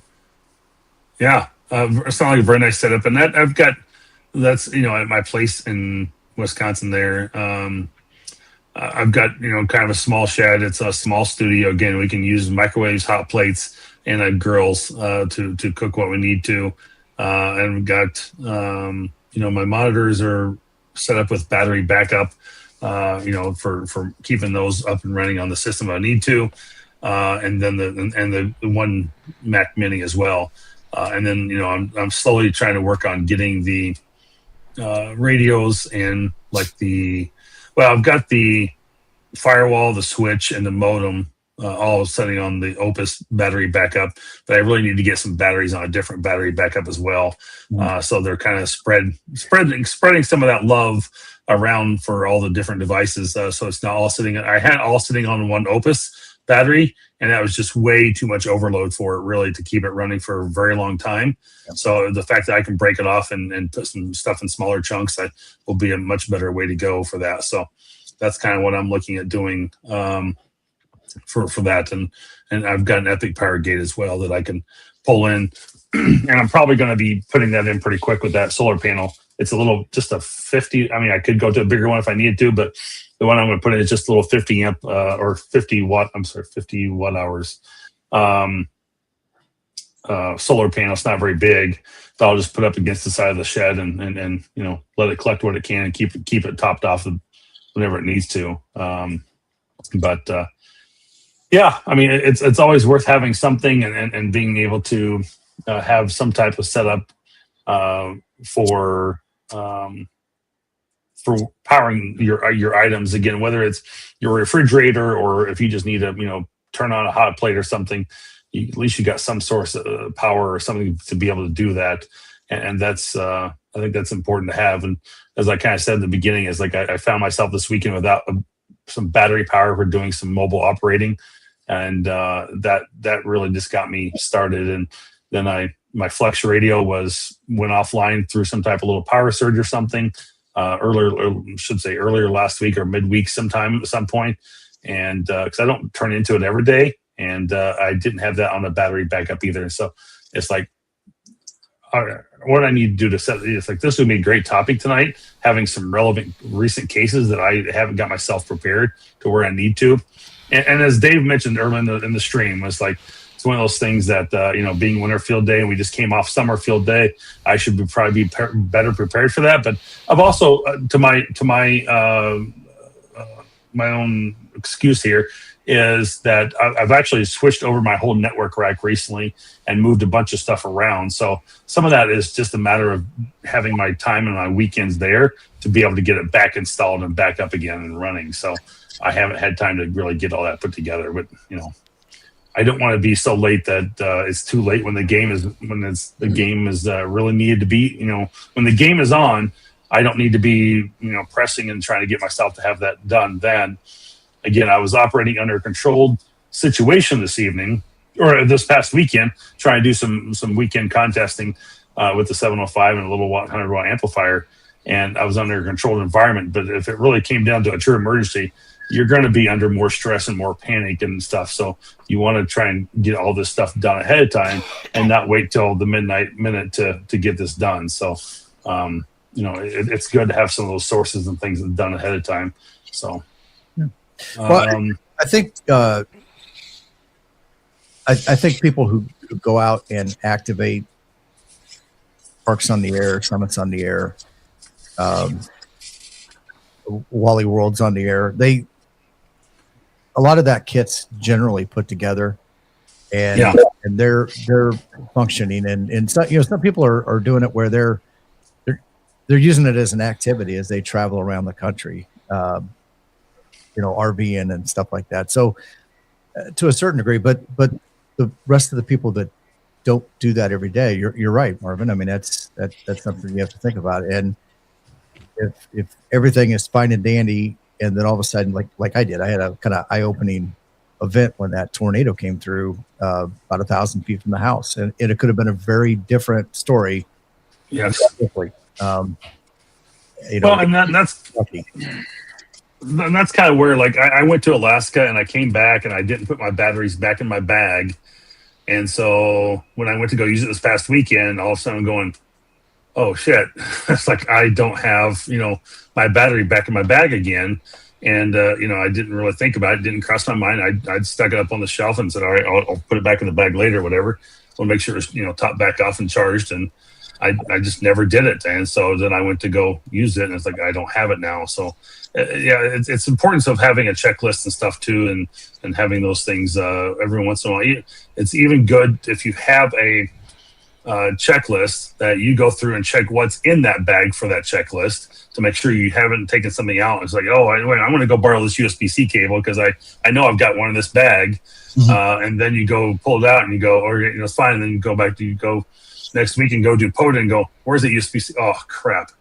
I pulled that out, I put that on my computer, and now I don't have that with me. And it's like, you know, so, I mean, it's good to have that checklist for things to be able to remind yourself that, hey, you know, I need to make sure I've got everything in here. And it's really good to have those things in place. And as much as people might think that's kind of a stupid idea, or like, I'm not going to forget it, or I'm not going to do it. How many people and I don't know how to do a poll on here with for this on this side, but how many people have gone out and done a POTA? And I think I want to call you a liar if you haven't. Anybody who's a panelist here gone out and got the antenna, forgot a battery, forgot a coax, forgot a microphone. I think we're all guilty of it. I can't imagine that we haven't. I went out to the Blue Slip Tower site, hiked half a mile or whatever it is, quarter of a mile, half a mile up from the car through somebody's yard, up the public road, up to the tower, got to the tower, climbed a quarter of the way up the tower, halfway up the tower, stopped on the platform, and thought, okay, why don't I just get my radio out here instead of going all the way to the top? It's like a fire tower, an old fire tower. Got it all out, and I didn't have my coax. It was the most frustrating experience. It was sitting coiled in my car. I was so annoyed. And I was on my lunch break, so I didn't have time to go hike all the way back, then hike all the way back again. Yeah. So I still haven't activated the site. I haven't had a chance to back over there. I did a POTA with Eric, and I completely forgot the antenna and the coax. And what was the other thing I forgot? I think it was a power cable. Oh, the radio? No, I'm kidding. No, I had the radio. I had everything. I forgot the antenna, and I forgot the coax. And yeah, I felt like an idiot. I'm glad that Eric had his stuff. Yeah, we would have been doing POTA. Tim, I think you're the only one. I didn't see you necessarily raise your hand, and so I'm kind of curious. I normally carry 2 of everything in the truck as a scouter. So I carry a couple different radios. I carry a couple different ways to power. I carry a couple different antennas and a couple different things to coax. Have I forgotten or got to, because I went and did something differently? Maybe the preferred coax to the antenna. Absolutely. I have done that. That's all. That is fair. I was looking here. Something that Vince VE6LK, who's on the ham radio workbench, he's also on the kids table with us. Oh yeah.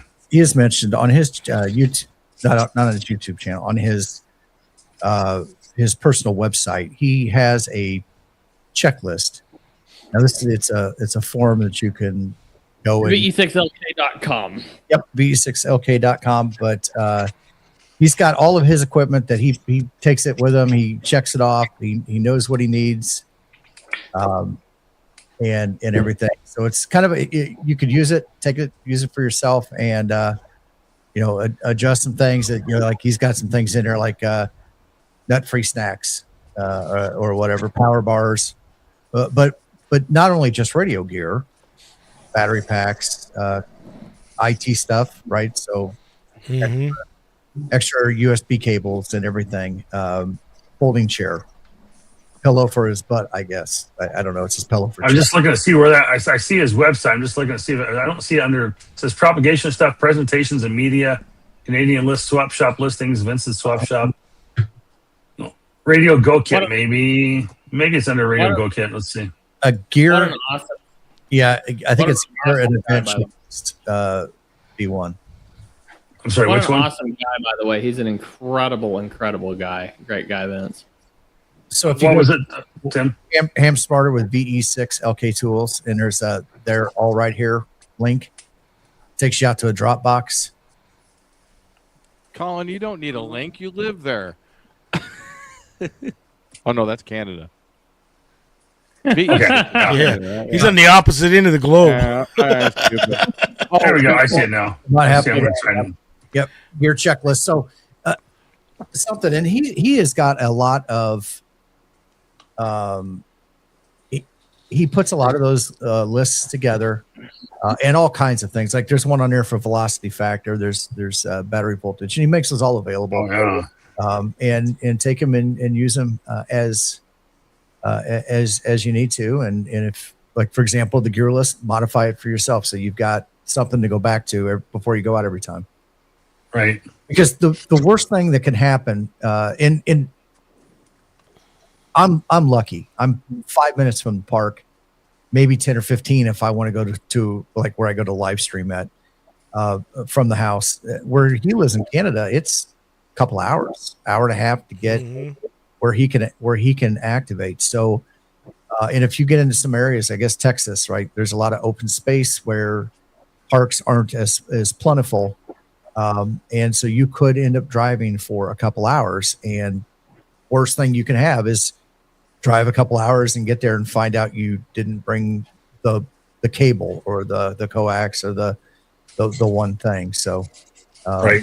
I do think though, once it happens to you once or twice, at least it happens at least once that hopefully there won't be a second time. But I'm going to show an emergency battery pack thing. Your lovely M18 batteries, they make so many different adapters for these, and so many printed 3D printed applications that just slide on here. They make adapters for these batteries. Awesome. So this can save your butt too. I mean, you got an M18 battery, they make the adapter with a little circuit board in there that drop the voltage down, and you can 3D print it and get the board. But yeah, you can build these, and these will save your butt if you need it. Well, it's like everybody talking about for getting stuff for POTA. I'm kind of like Tim. I've always got one of my radios that'll run out battery backup. The one time I actually went out, and some of our parks here in Missouri, state parks, you can't put anything up in the trees. You can stand a pole up against the tree, but you can't put anything in the trees. Interesting. So I didn't even take any of my poles. I was going out on New Year's Day to activate with the Xtena. I went and left my surveyor's tripod at home. Oops. So but I didn't fail. Thought about it for a few minutes, and I actually got a video on it. I took, because you get this bracket mount with the Xtenas, I mounted it to the side of a grill. Nice. Brought it low to the ground, and actually, it made some actually pretty killer invis contacts on 20. I was talking to Illinois, Iowa, Kansas, Oklahoma, all right around me on 20 meters during the day. But yeah, if I hadn't had that bracket in there, I'd have been driving. Well, I'd have been driving an hour back to the house to get anything because I was down at Table Rock Lake. Right. So I make sure now, like my Intellitron 33 fiberglass push-ups, I've got 2 of them. I keep one in the car at all times. My 6200 kit, I keep that in the car. So I don't have those problems. Like Tim said, all you got to do is it once. And I was close and thought about having to drive all the way back because when I said, oops, I forgot my surveyor's tripod, my wife goes, we drove all the way down here. You're doing something. If your wife said you're doing something, then you're doing something, buddy. You're doing something. So I figured out how to activate. Might be a little something, but you're doing something. Definitely doing something. Yeah, I mean, it's been times I know I've forgotten. Like I've got a 991A that's in a Gator case, and the microphone just doesn't fit in there very well. So I keep it in a little brown pouch that's separate. And I totally went all the way to Missouri, made a trip to Missouri. I was coming back through. I was with my brother, and we were going to stop and activate. And got everything set up, got everything ready to go. And he goes, "Where's the microphone?" I'm going. I went digging through the truck. I went digging the back of the trailer, or not. Everything was in the back of the truck or in the back seat. And I couldn't find it to save my life. I was like, "Well, I guess we're not playing today." So we packed up and had to get that trailer because we had a 16-foot cargo trailer. I was picking up my cargo trailer at that time, and so we went down this kind of rough, kind of almost like almost a dirt road, gravel road, a real light, almost mud gravel road, and it was dry, but getting that thing turned back around, and after not being able to activate or do anything, it was a little frustrating. So I was already mad, and it's like trying to turn the trailer around when you're upset, and like, this is ridiculous. So, but yeah, we all have those instances, and we definitely try and do that. But I did like Vince's checklist. It was very comprehensive, and had a lot of good detail in there to be able to, in different elements or sections that he had it split out to have certain parts and everything included on there. So definitely go check that out if you have not, over at ve6lk.com, and click on the very top of the page. It just says a list of tool stuff. So you can find the drop box there. So, well, good stuff. I really like that. And it's, I think this has been a really good topic night. We've had a great steady of about 30 people watching all night here, folks. So I really thank you guys for engaging in some of the comments and really being involved in some of the conversations and some of your inputs of some of the equipment and some of your setups as well. So that's been really great overall. So, anybody else have on, operating for emergency? I guess let me pose a question to the group here. Has anybody actually ever had to, for some type of event, operate on emergency power other than a normal bike race? I'm talking about kind of a true emergency event, a flood or maybe an earthquake, or it could be a recent, disaster of some sort, that, a tornado, something that came through. Has anybody ever actually had to operate an emergency event using backup power? Geez, I almost lost my voice. I did two races events where we were. One was a hurricane that came up through the eastern shore of Maryland. I think it was Earl, so they wanted us to go set up. That was a long time ago. And there was another event, and I can't remember. I think it was a thunderstorm or a flooding event. But that was the only two that I actually had to set up. And that was both on the eastern shore of Maryland. So that was a long time ago, early in my ham career. Sure. Tim or Dave? No, I can't. Not in an emergency situation. I mean, I go to I don't know, 5 times. Yeah, I mean, I've done some, some bike races and some supporting community events and things like that, but never really had to do anything in any type of emergency situation myself, or, anything, home related, have anything, in that regards or that type of event. But speaking of kind of emergencies and battery backups and whatnot, how many of you, and this may be along the same topics, as I know, I heard someone mention earlier that I don't know if I can find it. Well, here it is. Kind of during Hurricane Sandy in 2012, I can't tell you how many people were on the air calling for radio checks because they never tested their gear. So, speaking of testing gear and operating during emergency, how many people have? I know we all have dozens of different handhelds. But how many of us, check them regularly or keep them on a shelf and keep them charged and, have the ability to maybe potentially hand them out to a neighbor or somebody? Again, it may be a ham radio band that they have, but, if it's a true emergency, we're not going to say we don't care at the moment. We're just going to, make sure we're checking our neighbors and our local people and make sure they're in good shape and doing what they did during, oh my gosh, North Carolina event. I can't remember the hurricane came through off the top of my head, but Helene. I know Helene. I want to say something like that, but it was I had like Early in there. It's like, no, it's not Early. It's a Helene. Yes. How many people used your FRS radios or found some GMRS radios or something that people passed out to other neighbors and stuff during that time. How many people have you guys, or how many of you guys actually check your handhelds or have a bank of handhelds that you can pass out or use if you need be? I have 5 sitting here on the desk. 1, 2, 3 are different bands. 2 are dual bands, and I've had 9 sitting on this desk, charged and ready to go.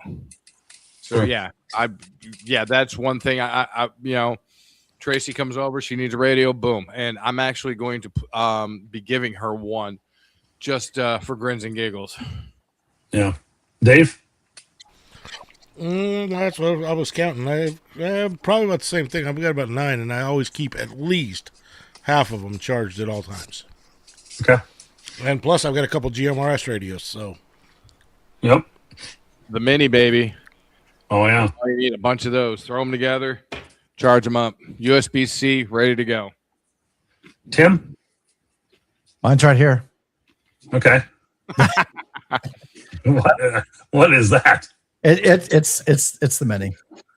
Oh, okay, gotcha. I've got it broken apart right now. I'm doing some scanning on the case, but yeah, I usually have 2-3 radios laying around here somewhere between a Yaesu, a BTEC, a couple Baofeng minis, and then like Dave, I also keep a couple GMRS radios in my truck, more so for the off-roading side of things. It's easier. When you're out running the trails and stuff like that, it's just easier. Here's a channel. Push the button. You can tell people to run over to Walmart or whatever and grab and lock it. Yeah, grab a cheap set of FRS radios. And absolutely. At that point, even on the FRS radios where you've got very limited power, for when you're in a group and you're rolling down a trail, you don't need a lot of power. No, and you don't need a 50-watt mobile in your vehicle, but for up close stuff.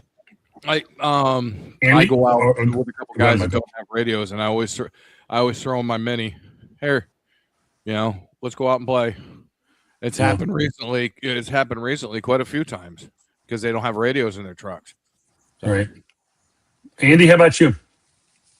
I was just thinking, I think I've got 4 or 5 ham HTs laying around somewhere. And several GMRS. Hands down, my favorite HT has to be my KH1, which doesn't necessarily qualify, but it's just an awesome. But anyway, yeah. So I mean, I keep them around. I haven't kept them, of course, charged all the time, but I have, I think, 4 or 5 HTs around all the time. I want to get one of those Quansheng K1 deals, but I haven't got a hold of one of them yet. There's a particular reason I want that one, and we can dive into that if you want to. The 90s, Tim? Yeah. No, he's going into that gatekeeping again. I'm with Andy, man. I got my big HT here. Hey, I can do that with my 6200. I don't have one of those, but I got a 6100. So close enough. Yeah. Yeah, it's one of those things that I've got 2 GMRS radios, the HA1Gs. They're pretty slick. I like those. Those are my GMRS and ham bands. I've got them modified. I've got 3 of the FT70s from Yaesu, and then I've got my FT5D DR, and I've got the Kenwood THD72, and I've got the BTEC Pro as well. So I've got a couple I can always hand out to neighbors. And I prior to moving from Tennessee to Massachusetts, I actually had like 6 little walks-on radios, Wusheng radios, whatever, that WOUXUN, whatever those are, Wuxon. That was kind of in an Apache case from Harbor Freight that had batteries and antennas and everything. You just pull them out and could quickly go with them. They weren't necessarily programmed up, but I don't know if the club ever got them programmed after I left or not. But I had just kind of finished building the case when I moved, and I said, "Well, I've got these for you guys. If you want them, take them. Go with it." But having a few, again, some quick, cheap bail things or something like that are always handy to pass out or pass around in case something happens. And Tim's right. I've used them in similar situations where my buddies and we used like the MERS frequency. We programmed up the bail fangs and used the MERS frequency to not Mars, but MERS, MURS, the one fit like 151 something. When we were out in South Dakota, we were riding ATVs. And we, sometimes get a little distance from each other, whatever, and we'd use those HTs to, talk around with each other between their vehicles. And and when we were riding, and say, hey, there's a big twig up here on the right, or a log or something up on the right, and when you got a big pothole coming up or whatever, and just kind of give the other riders a heads up, and making a right up here on the next turn or whatever. And so that was always handy to have those available. How'd you prevent harmful interference with Walmart?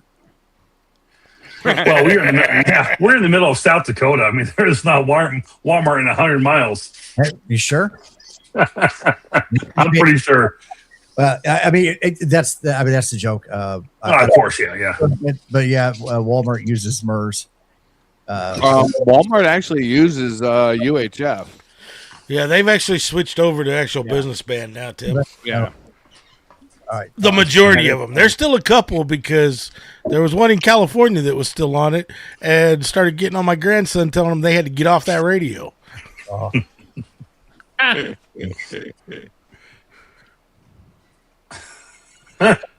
Yeah. There you go. Yep.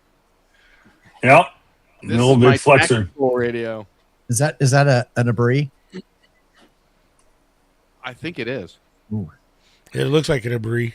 Abri. Wow. Reach out and touch someone. Yeah. Yeah, no joke. What's a standing wave on that antenna? Oh God, I don't know. You need to put it on your. I just thought it looked cool as hell. You need to put it on your VNA and see how bad it is. Yeah, I could actually put it on a tripod with an adapter onto it. But I mean, you go from that and you go to this abri. So I mean, Yeah. It's a short little stubby there. it's a grower, not a shower. Hey now. Oh, We are in the second hour now. we are, right? No doubt. I did like this, though. Yes, a while back, most of our state had no power, and all phone towers went down as batteries went flat as towers. So that was pretty good from Colin and VK there. That reminds me, Colin, scroll back up through the messages. I did drop a link to that to the video with the diode. I did drop a link. It went into everybody's stream. If I need to drop it again, let me know. But I did drop a link with the diode adapter for the Toyotas. Thanks for the reminder. Forgot I had a mini. It's now on a charge. So there we go. We may have saved a life tonight, and we've got another radio charged up and ready to go. So, well, guys, we're coming to the top of the second hour. I can't believe this topic is just flown by this evening. Again, we've had a nice couple of people watching this evening, and yeah, we've been running for 2 hours, and it's just amazing. So I think it's been a really good topic, and again, I thank you guys for all your input and show tonight. I know it's really thrown together last minute by me, and I really appreciate it. So he says he needs a link again. So hold on, let me see if this is for your diode thing. So yep, there it is. I dropped it. I got it. I got it. It's There you already go. there. There, got it. What diode? There. So What's we're that? going to What'd you want, Tim? where is it? None. Oh, okay. We'll talk after the show. Yeah. So I think we're going to start making the round robin here. Andy, Michael, Dave, and Tim. I'm going to go in that order, or right clockwise here, and I'll wrap up as being the top. Thank you guys all for watching this evening. I really appreciate you being here. Thank you for again your interest and watching, supporting Ham Shack TV. And Josh will be back next week. I do not know what our topic is at, but we will we'll come up with something great and have another good show going. I've got a couple things in my back pocket that I'll be working on with Josh to throw to him as ideas for some things coming up. So, Andy, we'll start off with you. I know you did a big thing about World Radio League earlier, but what else do you got in your own back door? Well, pretty much everything ham radio related I can talk about. I am talking about these days is World Radio League ham radio prep Morris Mastery. I'm kind of very much embedded in that right now. Right now, I have been for the last 2 years. I'm coming up on 2 years, or I think I already passed 2 years now with World Radio League. So just the other day, just well, congratulations. Thank you very much. I appreciate it. Yeah, it's been an awesome 2 years, and I'm so grateful for the opportunity to work for such an amazing company, such a fantastic group of people. If not very many people know all the team members at World Radio League and Ham Radio Prep. They're not, very involved in the communities and stuff, but they are an awesome group of people, and I really appreciate the opportunity to work with them. And yeah, we're keeping things rolling while James is on vacation. We've got some great stuff coming to QSO Manager. We've got some changes coming there, some more filters and stuff coming. We've got. Why don't I just throw out a couple of teasers of stuff that we've got coming up here, if you don't mind, Marvin, just real quick here. What's that? Not going to violate your non-disclosure, is it? No, I don't think this will violate. Well, I'm not sure it matters. James is in the UK right now, so right. nobody tell him about this episode, and we'll be fine. He's out of the country. Yeah, absolutely. So, yeah, we've got coming up very soon. We've talked about some stuff with QSL cards. That's coming up soon. Some more special event support. We've already released a very early phase of special event support. We're going to be building that out even further. Oh, we just released our America 250 awards tracker. So if you've been working towards your America 250 awards, now you can track those in their own dashboard. Nice. And we got some stuff coming up with clubs. That's going to be cool. That's all I'll say there. And then, we've got on the Ham Radio Prep side, we've got the Ham Radio Prep for Schools coming along with some other cool stuff coming down the pipe that we'll save for later. Absolutely, very cool. Yeah, and let's see here. It seemed like there was. What else do we have? We've got some like streak awards coming up for World Radio League. So 1 year streak or whatever. We're going to be implementing some awards there, and plenty more stuff. There's all kinds of really cool stuff coming. I'm just barely scratching the surface here. We've got so much huge, go check out Andy every Monday at 2 p.m. World Radio League show live, and him and Catalina and James usually show up. So absolutely, it's been an awesome show. We just passed 1 year of the World Radio League show, so in its various forms. So yeah, go check us out every Monday, 2 p.m. Central, 3 p.m. Eastern. We have a great time. James and Catalina have been fantastic additions to the show, and I will say I'm gonna make Dave real mad here for just a second, because I just discovered the new OpenAI GPT 5.6 Soul model is amazing for cutting shorts out of your live streams and putting captions on them, titling them, scheduling them for you. Just literally plop it in, give it the prompt, and leave it, and it will do everything for you. It's really awesome. So you'll see even more and better quality shorts coming out of the live show than you've seen. What makes you think I was going to be mad about that? I said last week that it was. No, I said AI was a tool. I said AI was a tool. Don't be a tool. Use AI. Dave, you're a tool. Well, that we had each had about 2 minutes. Now that Andy's done, we have about a minute each. So. Sorry about that. Because I'm done. No, I'm kidding. All right, go ahead. Andy, are you done? I'm out. Are you done, Andy? Go for it, Michael. All right. So, we've got Rabbit and Tortoise and Rabbit show, Tortoise and Hare show, however you want to call it. Moving out to Arizona, and now Anthony has issues with scheduling with work. We are going to be bringing the show to you on Sunday night. We're not going to conflict with anybody, but it'll be every other weekend because of scheduling and such. But we are the Tortoise and Hare show.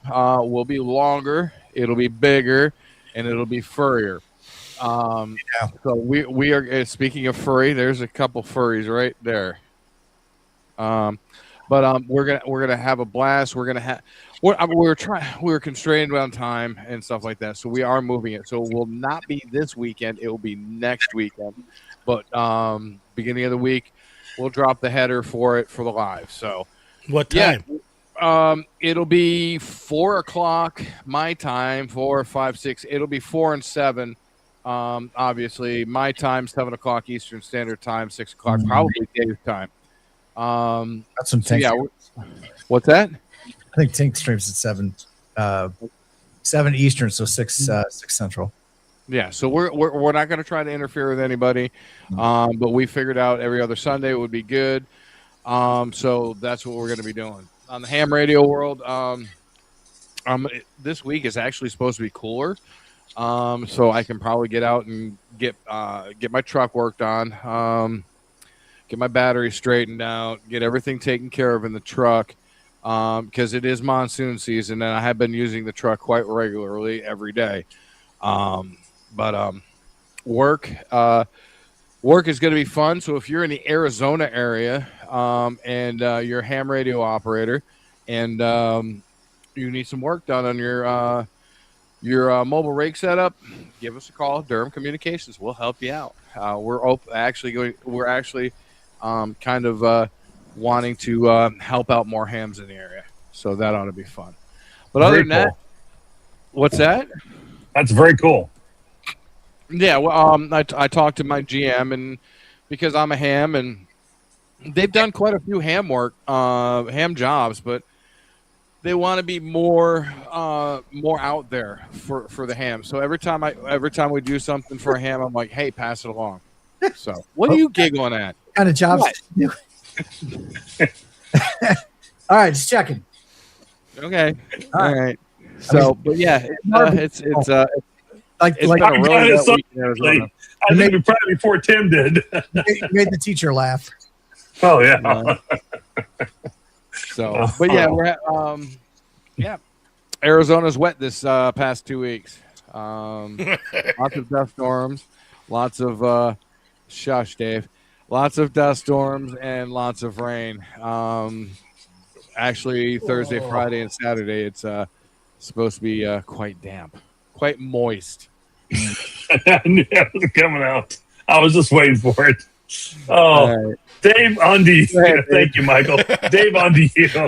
How do you follow that? Exactly. Well, this weekend, because it's not supposed to rain this weekend. Gonna get out and do some. Get out and do some POTA for Parks, Sports Parks weekend. And then also try to finish up the final video in the ATOS series. And just try to get out and relax and have some fun with ham radio.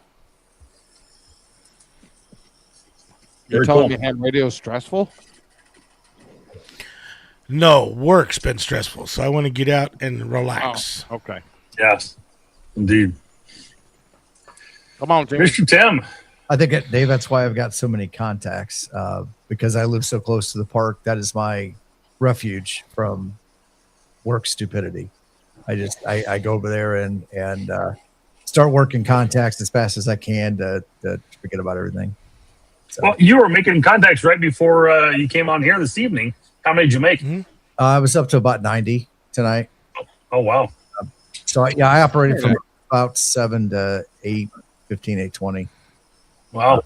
And then did run through real quick and try to work as many other POTA stations that I could reach. So my last contacts were Vaughn and Julie down in Florida as they were wrapping up their activation. Yep. They were just going live about the time we did, so a little before we did actually. So yeah. So not a whole lot going on. I did have a video that came out Tuesday a couple of weeks ago.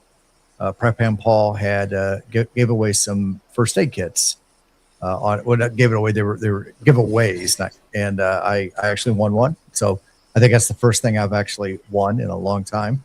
Nice. Other than that crappy Bofang that Big Jim stuck with me a couple of years ago in Orlando, but and I can't get rid of. But so I actually did a video on it, and you know it's went through the contents of it. It's a decent kit. It's you know, a thing that I asked the community, what do you guys have? What would you do different? What would you add? That kind of thing, just to get a conversation started, in getting people to think about what what kind of first aid stuff they should have with them. Just one, day to day, but two, if you're out in a park, like a lot of us do, we go out and we're sometimes away from or off the beaten path, making sure that you have some essentials with you in the event that something happens. Not necessarily something too crazy, but you might slip, you might bang your head, you might, bonk yourself or break a finger or whatever. I mean, that kind of stuff. And it doesn't take much. You can slip on a tree root or something like that, or hook your shoe or slide on a hill, and that it's, it could be a whole different day for you. So making sure that you have that kind of stuff on you to at least get you, to the car, to somewhere where you can, hopefully get on with the phone with EMS, or in some cases maybe have to drive yourself to the local hospital. That was a really great IFAC video. I mean, you did really well with that, and I think overall that was a really good kit.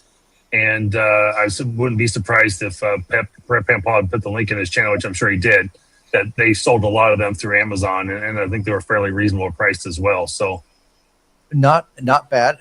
Now, some things that a few things that I've gotten: suntan lotion, sunscreen,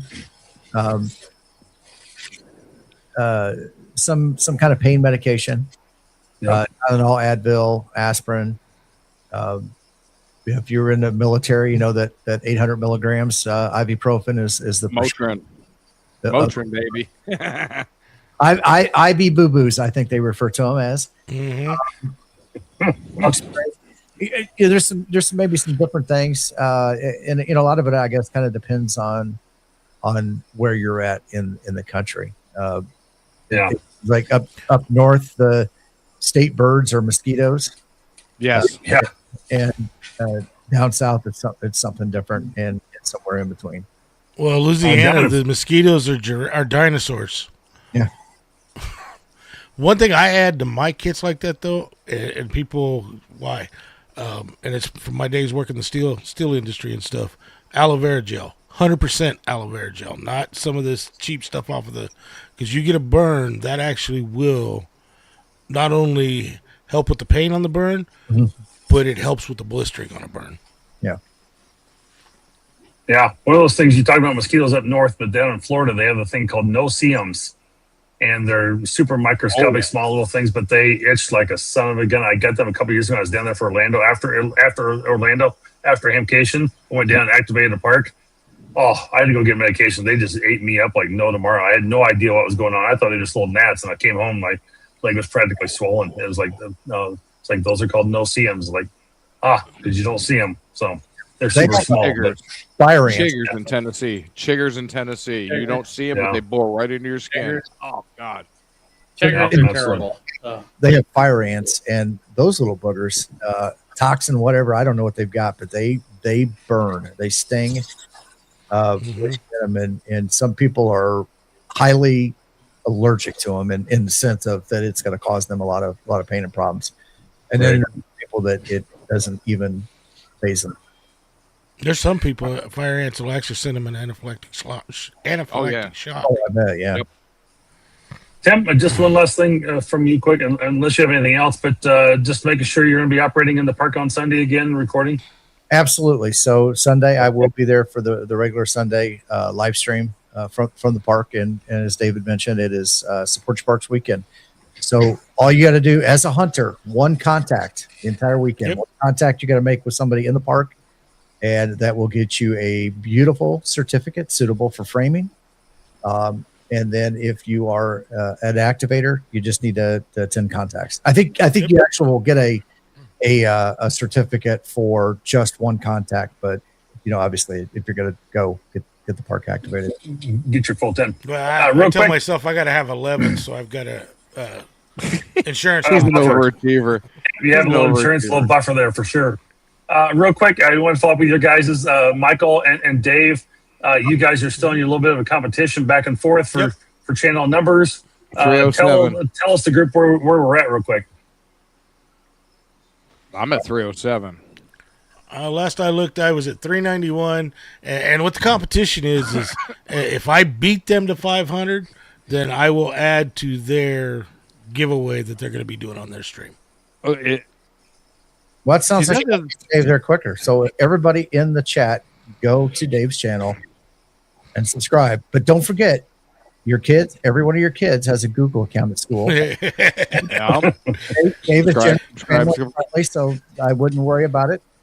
Make your wife, and then the 27 accounts that you have, so you can watch stuff that your wife doesn't know about. Make sure subscribe to those as well. Absolutely. Dave's at 392. I'm at 307. I don't know what Rabbit is at. He has way more subscribers on TikTok, which blows my mind. He's got well over 1,000.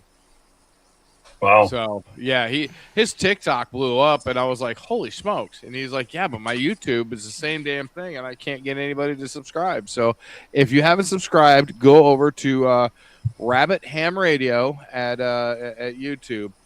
Yeah, he's at 218. So yeah, go to Rabbit Ham Radio and subscribe, please. You know, right, well, we're gonna go ahead, Tim.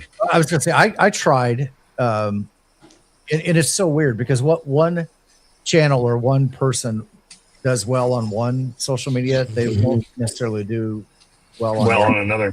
And, I posted on TikTok for a while and just nothing, like 5 people. But other ham radio content creators do well. So I don't know what the magic sauce is to get in there. No idea. But I think they've also been bought and are no longer the same company. That. Hey, Tim, I will say this. I love your shirt. I kind of know what it says.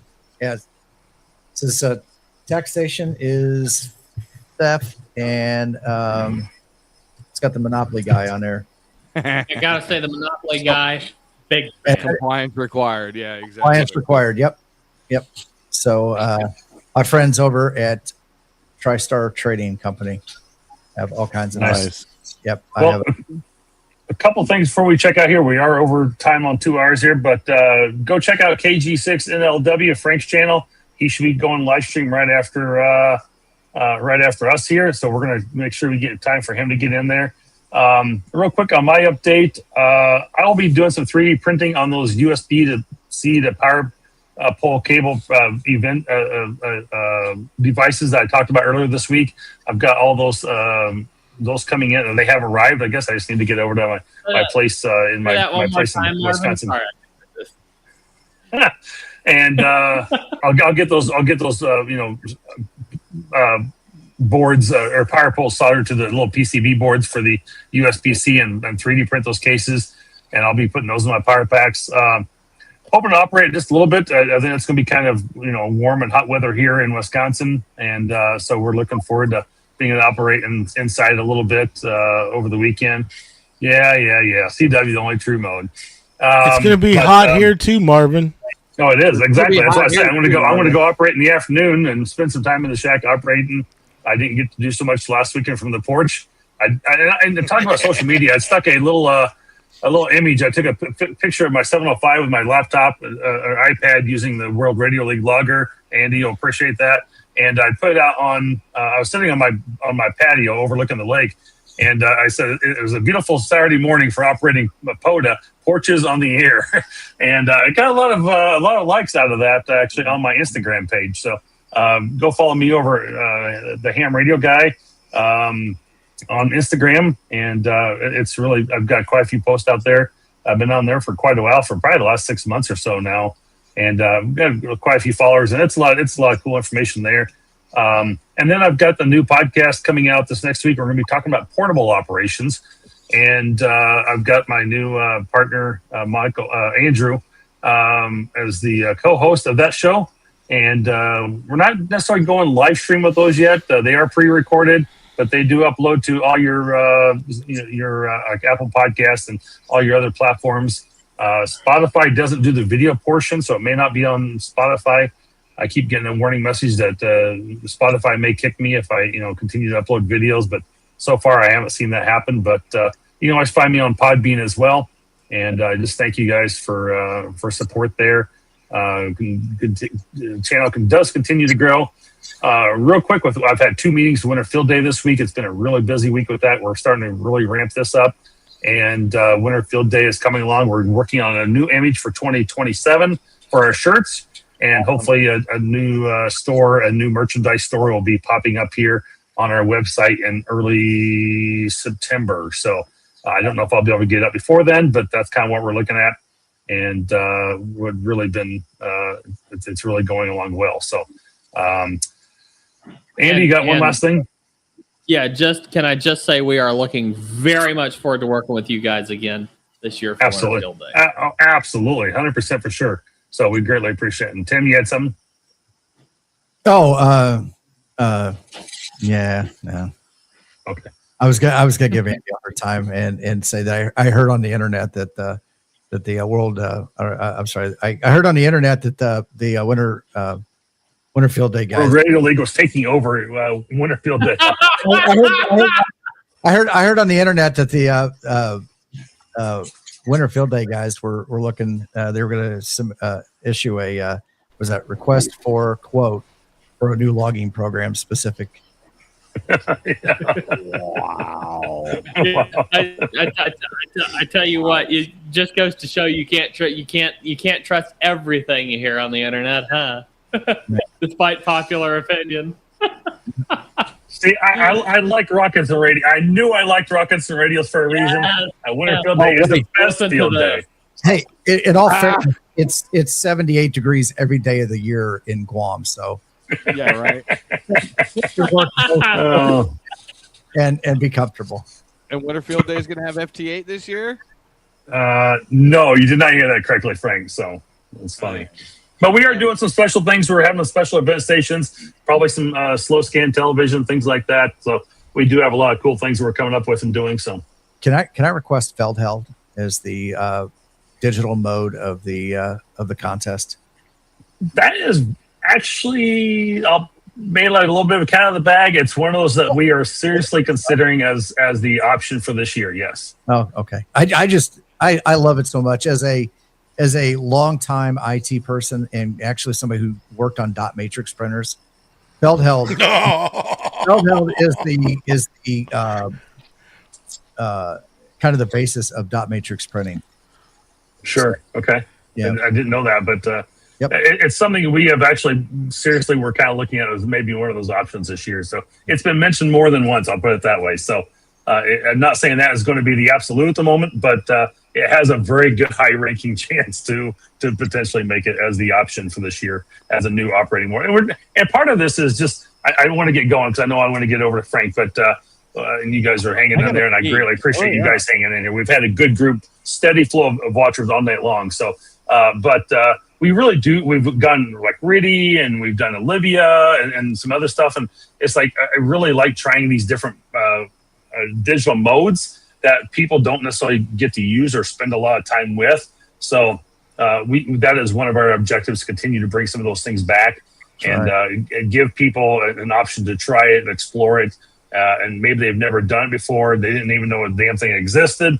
And so it gives you an opportunity to certainly do that. So that is a part of our Winter Field Day objectives always. So give them extra points for obscure digital modes. 73, Frank. Yeah, absolutely. So, all right. Well, with Frank signing off, and we've done the roundtable, guys. I greatly appreciate all of you guys. I'm going to put you guys in the back room real quick, and we'll wrap this show up and get this on the road here. 73 guys. So, 73 guys. Tank Radio. Oh my god. Oh, that's funny. So,